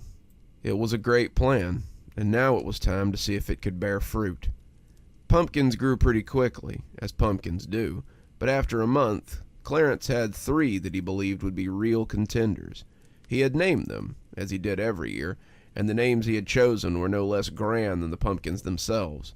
Hercules, Goliath, and Sampson dwarfed their fellows by quite a bit, and it seemed that they would be the entries this year.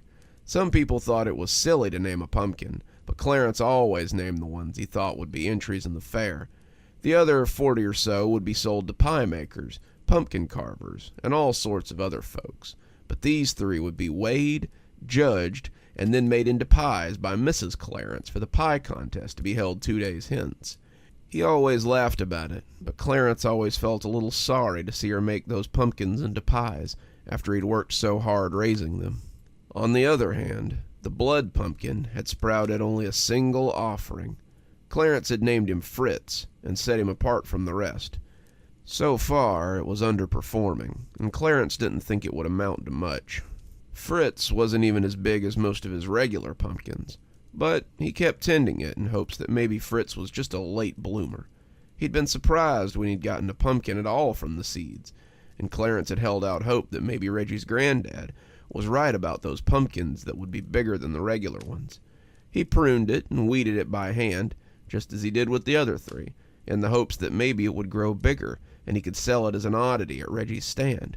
While his other pumpkins were orange, this one was a deeper orange, like a blood orange, and its leaves had a strange wilted look to them. Clarence was certain that it would make someone an extra creepy jack-o'-lantern when Halloween rolled around, but he really didn't have high hopes for the stunted little thing other than that. Then, one morning, after caring for it for the past 4 weeks, Clarence was in for a surprise. A painful surprise.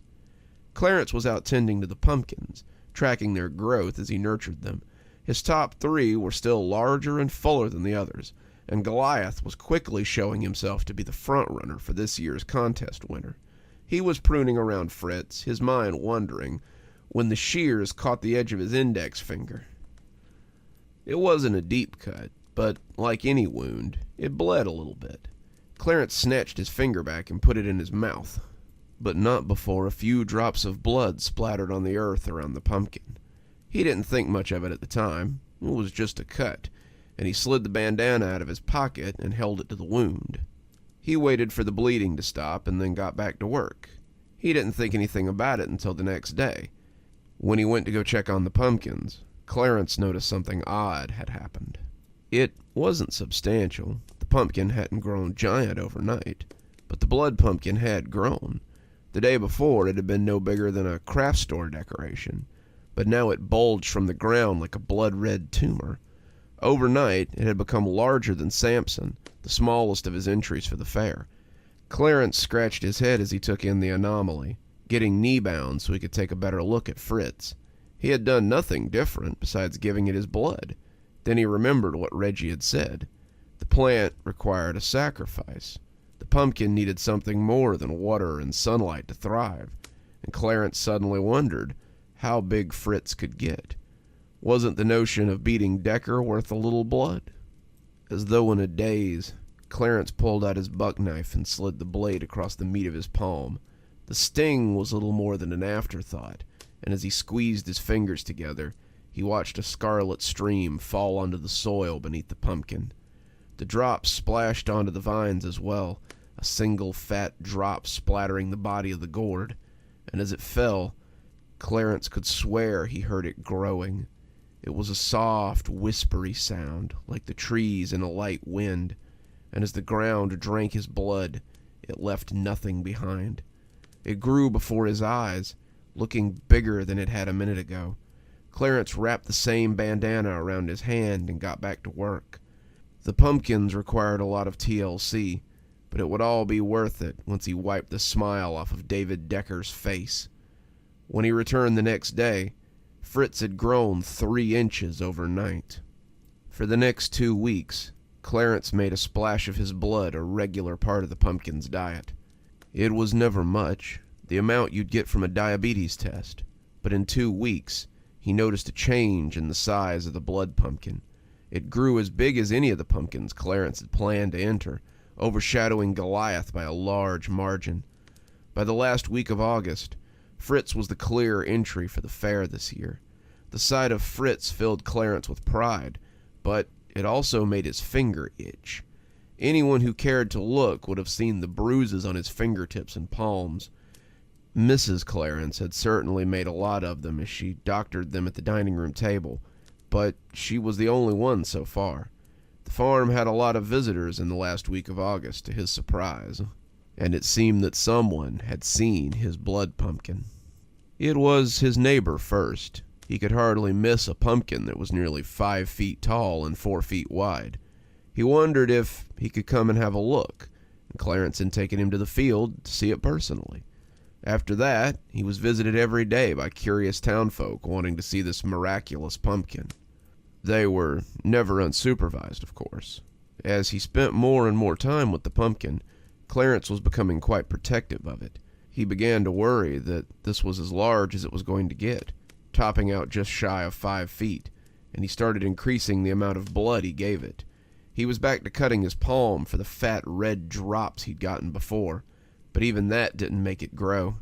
The ground drank, but the whispers never happened. Clarence slept poorly, beginning to neglect his other crops, and Fritz the blood pumpkin became somewhat of an obsession. On the 4th of October, Clarence got the visit he'd been expecting. He called on him early, just a short series of knocks that drug him from the table where he'd been listlessly eating his breakfast. He was dressed in overalls and a blue work shirt, boots with run-down heels after many years of use, and a round-top brown hat that was probably meant to make him look like a cowboy, but just made him look more like a farmer from a John Wayne movie. He hadn't taken the hat off, and just stood grinning on the front porch as though they were the best of friends. "David," Clarence said, hiding his mistrust behind a grin, "what brings you all the way out here this early?" "Well, I'd heard tell that I might have a spot to worry about this year.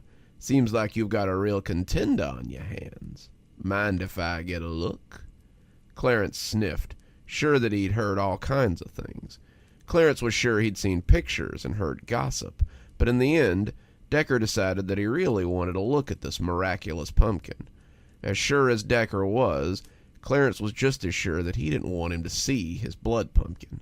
Maybe it was jealousy, maybe it was mean-spirited, but he felt like it might be something else. Clarence was pretty sure that the pumpkin didn't want Decker to see it. "Sorry, David. You want to see my pumpkin, you'll have to wait till the contest." Clarence swung the door closed, the conversation at an end, just like the pleasantries, and found the tip of one of those run-down boots blocking the way. "Come on now, just a peek. Hell, you let half the town see it, so what's the harm in letting me have a gander?" "I said no, David," Clarence said, his voice a little harder than he strictly meant it to be. "You can see it in 3 weeks, when it's got a blue ribbon attached to it." He moved his foot then, allowing Clarence to close the door, but when he nodded his head and showed him a big grin, Clarence knew it wasn't a genuine smile like he'd seen before. "Suit yourself, then. I'm sure I'll see it in due time." He was right, of course, but seeing would prove to be Decker's undoing. He got his look 3 nights later. Clarence stiffened when he heard the sound of someone cursing softly. He was in bed, his wife snoring peacefully beside him. He had been unable to sleep, his eyes making a map of the dark topography of the ceiling, when he heard the noise from the yard. It could have been the wind, but he knew it wasn't. Clarence felt himself getting out of bed and walking down the hall as he made his way into the kitchen. He moved around the dark table and stood in the screen door as he gazed at the shadowy east field. It was late, midnight by the clock on the stove, and there would have been no way for Clarence to see anyone in the field at all. Standing in the dark kitchen, though, he became very sure that he could see someone walking into the field, carrying something with a long handle. Clarence sleepwalked from the house, silent as a ghost, and though the October wind sent goosebumps up his bare arms, he hardly noticed. As he passed by the woodpile, his hands clambered out to wrap around the old, splintery axe that sat beside the ancient stump. As he approached, Clarence saw the person staring at the pumpkin, staring at Fritz, and in the moonlight, it was easy to see them transfixed by the silhouette of that swollen gourd. They stood stock still, contemplating the next thing they meant to do, and Clarence was less than 30 feet away when they raised the tool and swung it down into the pumpkin with a wet, meaty thunk. Clarence screamed in anguish as he ran, bare feet slapping the earth as he churned up the ground. The person must have heard him because they turned mid-swing. In the moonlight, Clarence failed to register the round-crowned hat and the face full of white, snarling teeth. In his rage, it didn't matter who it was.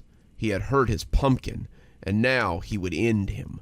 He buried the axe in their chest, blade biting into the wood of the hoe, which they had tried to block the swing with, and as the wood splintered, he saw the blood splash across his undershirt.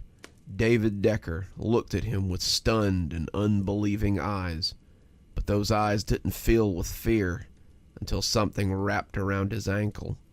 His blood had fallen on the ground between them, and even now the earth was drinking it greedily.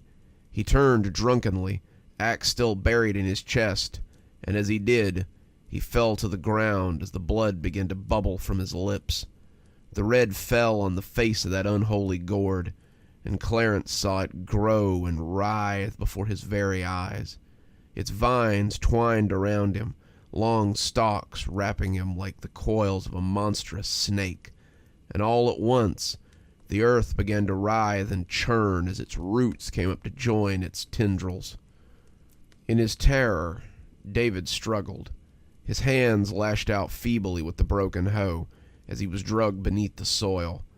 Clarence watched as he disappeared into the earth and seemed to come back to himself as his rival disappeared. He felt his knees unhinge all at once and was knee-bound on the soil.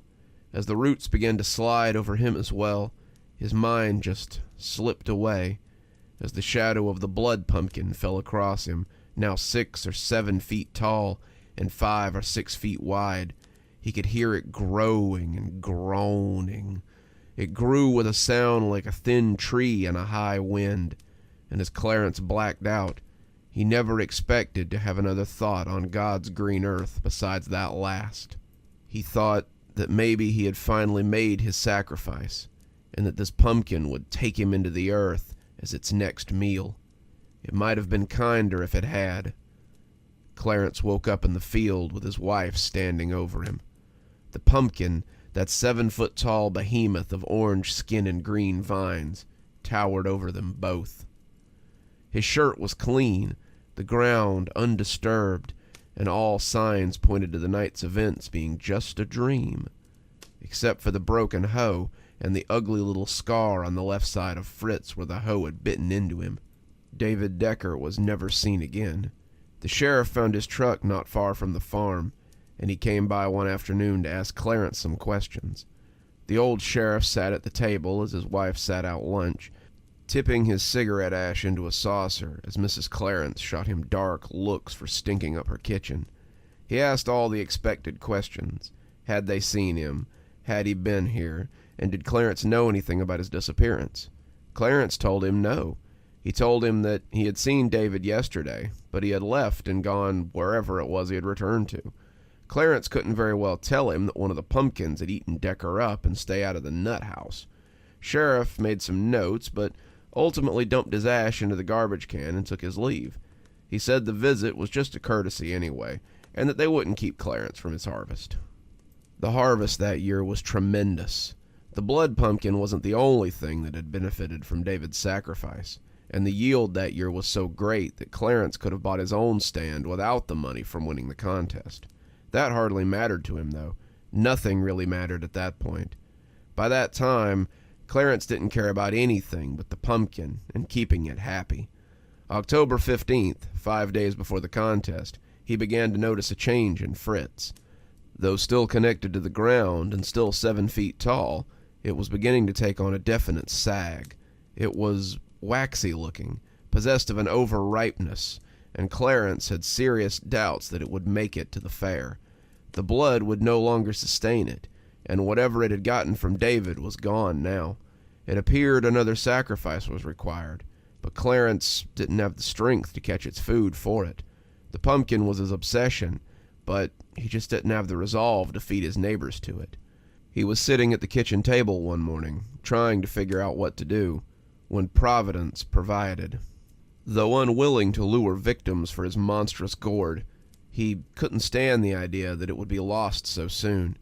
To have come so far and stumbled at the finish line was unthinkable, but to give the pumpkin the sacrifice it desired was equally as barbaric. Clarence had no clue what to do, and even from here, he could see the pumpkin waning. It had grown so large that he could see it from almost any place that overlooked the backyard, and the sight of it was awe-inspiring. Had there ever been such a pumpkin as this? Had anyone ever grown a pumpkin so grand? And now, he was just going to let it die. He was weighing his options when the knock came at the door. Clarence shuffled numbly to the door, and to his surprise, he found Reggie standing on the front porch, wiping sweat from his brow and smiling hugely. Reggie, the only one left in town who hadn't come to see the pumpkin. "Thought it was time that I came for a look. They say in town that this pumpkin's something to see." Clarence nodded, a wad of cotton resting in his throat, as an opportunity presented itself before his very eyes. His wife was out visiting a sick friend. The usual crowds had dissipated for now, and this was the first day in weeks he hadn't had to play tour guide. It was just Reggie and Clarence, and he wanted to see the pumpkin, the one he'd heard so much about around the stand. Reggie had walked from his farm a few blocks away. He'd probably told no one where he was going. Clarence offered him a glass of tea as he walked through the kitchen, and then he took him to the east field so he could marvel at the pumpkin. As he gawped in disbelief, Clarence slipped his hand into his pocket. "This is wild. Granddad said they were big, but this is huge." Clarence wrapped a hand around the buck knife he'd used to feed it his own blood. Even if Decker hadn't disappeared, I'm pretty sure that even he couldn't have grown something this big. Reggie had his back to him, and he didn't see the knife slide out. "What have you been feeding this thing? Granddad said it took a sacrifice, but you must have spent a lot of time out here." He was so lost in his own ramblings, he didn't hear the metallic click as the knife came open. "Unless you've been making actual sacrifices out here in the East Field," he said, jokingly. "What's your secret, buddy? Virgin blood? Goat's blood? A little full moon?" He stopped talking when the knife slipped into the side of his neck, stopped talking, and started gurgling. The ground accepted him, and when his wife got home from her friend's house, the pumpkin was 12 feet tall.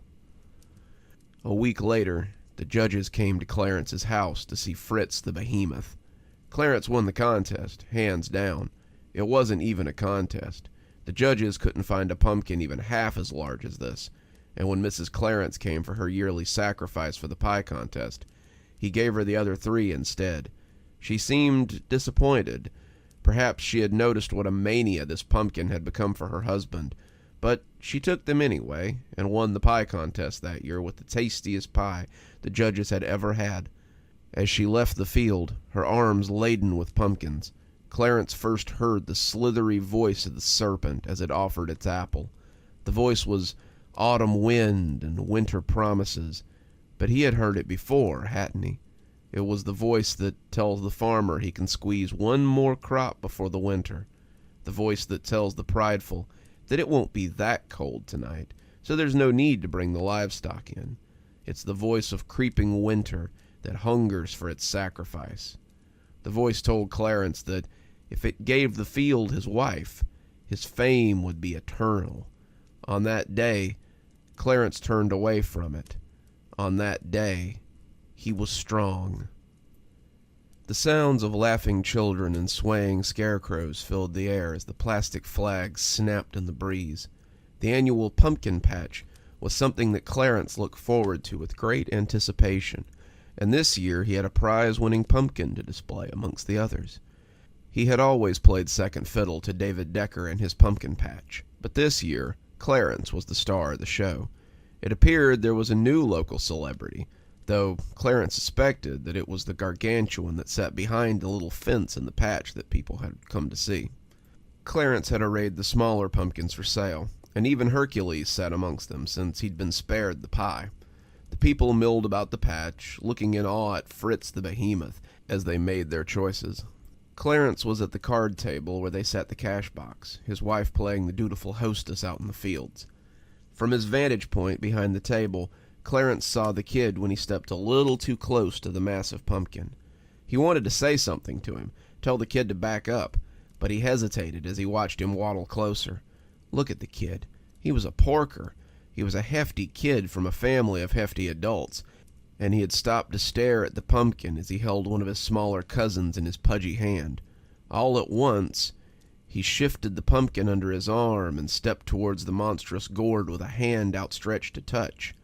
Clarence wanted to say something, should have stopped the kid before he could get any closer, but as Clarence started to raise his voice to warn him, he heard the voice of the serpent again, asking him to stand aside, commanding him to stand aside. The mustached man cleared his throat at Clarence, and Clarence sat back down. He reached for the man's money, his eyes straying to the boy as he laid one fat pink starfish hand against the red skin of the monster. He cast his eyes away, but even that didn't save him from witnessing the end. The kid went into the ground without a sound, and when the pumpkin shattered on the ground next to the gargantuan one, no one was the wiser. The police were called when the absence was noticed, and they searched the field and the forest beyond for weeks without finding a thing. The boy's parents sat at the kitchen table, his mother crying into a square of silk as Clarence's wife poured tea and assured her he'd turn up. She had kept right on assuring her of that until 10 o'clock that night. Clarence was lucky his wife was such a hostess, because all he could do was sit, shell-shocked in a chair, as she puttered around and made small talk. Everyone thought he was broken up about the kid, and in a way, they were right. After all, it's not every day you watch a kid get pulled into the soil while no one's looking. Clarence saw the flashlight lights from the inside of the tent as the fair raged outside. They had given him his own circus tent to draw in the crowd, and Clarence had no lack of people wanting to see the pumpkin. It wasn't every day you got to see a 20-foot-tall pumpkin, and he'd been making the circuit for the better part of 4 months. People were always amazed that the pumpkin stayed so fresh, so alive, but Clarence knew the reason. The best fertilizer always seemed to walk through the flap of his tent, didn't it? He won the contest the year after the kid had disappeared, too. People said he had a knack for growing pumpkins, but really, it was the same one. When it got 18 feet tall and 12 feet wide, it started to attract tourists from some of the local hollers. Some of them never made it back to wherever they had been from either, but the wrecker never asked too many questions when they came to tow their cars. By that point, Clarence was numb to the sacrifice. The pumpkin ate, the pumpkin grew, and as the tourists began to pay to see it, Clarence found that he didn't have to be a farmer anymore. The pumpkin made his farm a natural spot for tourists on the road, and they never grumbled too much about a few dollars here and there to see it. That was how he came to be on the road and in this tent. The man in the suit had offered him a startling amount of money if he'd go on the road with his gourd, and Clarence knew he'd be a fool if he didn't take him up on it. They loaded it up on a flatbed and took it to the county fair after county fair so the whole state could see the world's biggest pumpkin. They did it for 5 years, and in those 5 years, Clarence remembered hearing about a suspected serial killer plaguing the state. They dubbed him the County Fair Kidnapper, and in 5 years he abducted more than 20 children and 5 adults from state fairs across the state. The state police even questioned Clarence, though not as a suspect. They wanted to see if he'd seen anything amiss, and he always told them no. He hardly had a choice, after all. If he'd suddenly told them that his prize-winning pumpkin was eating people at an alarming rate, they'd have slapped him in the loony bin. Clarence knew he wasn't blameless in the whole affair, but the pumpkin was good for his family. The pumpkin was good for the town, after all. In truth, the massive pumpkin in Clarence's east field was the only thing that kept the town from being just another cow-flop Midwestern nothing. The pumpkin brought in the crowds, and the crowds stopped in at the cafe to have a bite. They stopped at the gas station for gas and road snacks. They stopped at the farmer's market to buy fresh produce. They spread their money up and down the street from May till November, and the town always had a corn maze or a fair to draw some of it away from the pumpkin and back into the town proper. At one point, Clarence's face and a picture of the pumpkin were even on the town sign when you drove over the city limits. "Come see the world's biggest pumpkin," it stated, in bold black letters, and at one point, you could damn near see the thing from the city outskirts. In its heyday, it towered nearly 30 feet high and was wider than the farmhouse. By this time, Clarence was blind to its feedings for the most part.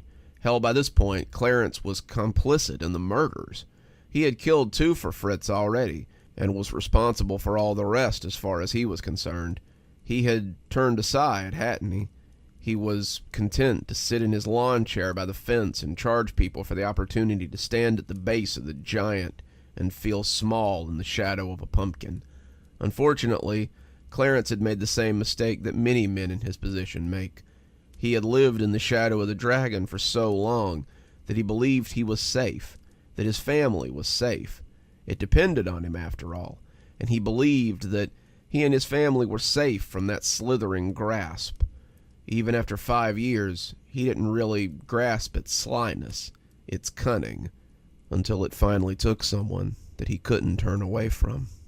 It happened suddenly, but the horror of it would never leave him, no matter how long he lived. He was standing in the back door, watching her work in the garden. He was trying to ignore the creeping voice as it told him it needed to feed. She was out in the field, tending some vegetables in the space he no longer used, and as he watched her, he began to wonder if he might resist this evil and win free. Clarence had been this pumpkin's puppet for nearly 8 years. 8 long years of dragging its burden around his neck, and his heart was growing heavy with the burden of that sin. As he watched her in her purity and love, he began to think that he might escape this evil thing and be the man he once was. They could leave, just pack their things and go. They could leave this cursed earth behind them as they went out to start anew somewhere else. She'd noticed something was off, likely noticed from the start that something was off, but she was dutiful. She was obedient. She loved him more than he could ever love her. He would never have let her go near that field again if he had. She was coming in, carrying a basket of produce, and he would always remember the way she smiled when she saw him. Her face, that old young face of hers, stretched into a smile as she raised her hand to wave. Clarence had raised his hand to return her wave, had it half cocked, but it died on his wrist when she dropped into the earth. Dropped. That was the right word. She didn't sink. She wasn't pulled. It was as though a hole had opened up and swallowed her in one gulp. Her basket fell, tumbling vegetables across the dirt, and it was all the evidence that existed that she had been there at all. Clarence hitched in his breath as he stared at those rolling vegetables, the scream of rage and pain nearly ripping his throat apart as it rocketed into the world. It laughed at him as he dug up the field. Clarence dug it up in furious, crumping sweeps of the shovel, but he never found a trace of her. He stayed out there digging until well past moonrise, with only Fritz for company. She was the last sacrifice he was a part of. She was the last meat that Fritz didn't have to catch for himself. This was also the last time Clarence tried to square up with that terrible giant. It was black dark when he went inside, and it was past midnight when he stood in the shadow of the pumpkin again. He was drunk, weaving and bleary, and in his hand was a tin holder with a rag in the neck. Clarence had concocted this plan as he crawled head first into a jug of corn whiskey, and it was the best plan that he could think of. The coal oil would burn hot and bright, and when he threw it on the pumpkin, it caught immediately. He sat back and watched as the flames ate the fuel, but the pumpkin did nothing but laugh at his futile efforts. The slithering voice told him that he couldn't kill it that easy. It told him that the two were stuck together now, and there wasn't a damn thing he could do about it. It had been wrong on that last account, or so Clarence hoped. He set up a fence after that, and never let the tourists come close again. They could pay their money, and they could observe from a distance, but no one was allowed to go into the field again. It cawed at him as Clarence sat in the chair by the fence. It said that this was a useless gesture, that it couldn't stop him if he wanted them, but he ignored it. He kept his vigil, kept his silence, and as the two lived, the town shriveled around them. It had gotten too powerful, too evil to be contained, and those who spent time close to it became susceptible to its voice. They came in the night, and they died silently in the field as they were drawn into the earth. The sheriff, the owner of the feed store, the girl who served the coffee at the diner, they all came to the field to give their lives to the gourd.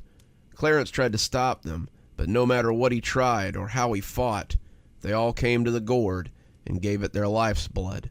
The town was deserted, a ghost town in a country full of ghost towns, and the only thing to see was Fritz. Fritz, the world's oldest pumpkin. They're both shriveled now, a couple of relics from a bygone age, and those who come to see them usually say how they saw Big Fritz when they were kids. Clarence still keeps his vigil, but the pumpkin's a lot more manageable now. He sits in a glass case, small and red and angry, and those who stand around looking too long always come away with headaches. For $5, you can get your selfie and have a pamphlet on the ninth wonder of the world, but the crowds have mostly gone now. He's a shriveled old thing, small as he was before Clarence gave him his first drop of blood, but if you spend too long in his company, you can hear his creaky old voice. You can start to feel his influence in your head. Spend too much time around him, and one night he might just draw you into the field and begin the cycle anew. And just like that, our stories are over for another day. But don't worry, we'll be back again very soon for more Cozy Horror. Until then, this is Dr. Plague, wishing you a wonderful day and a spooky evening.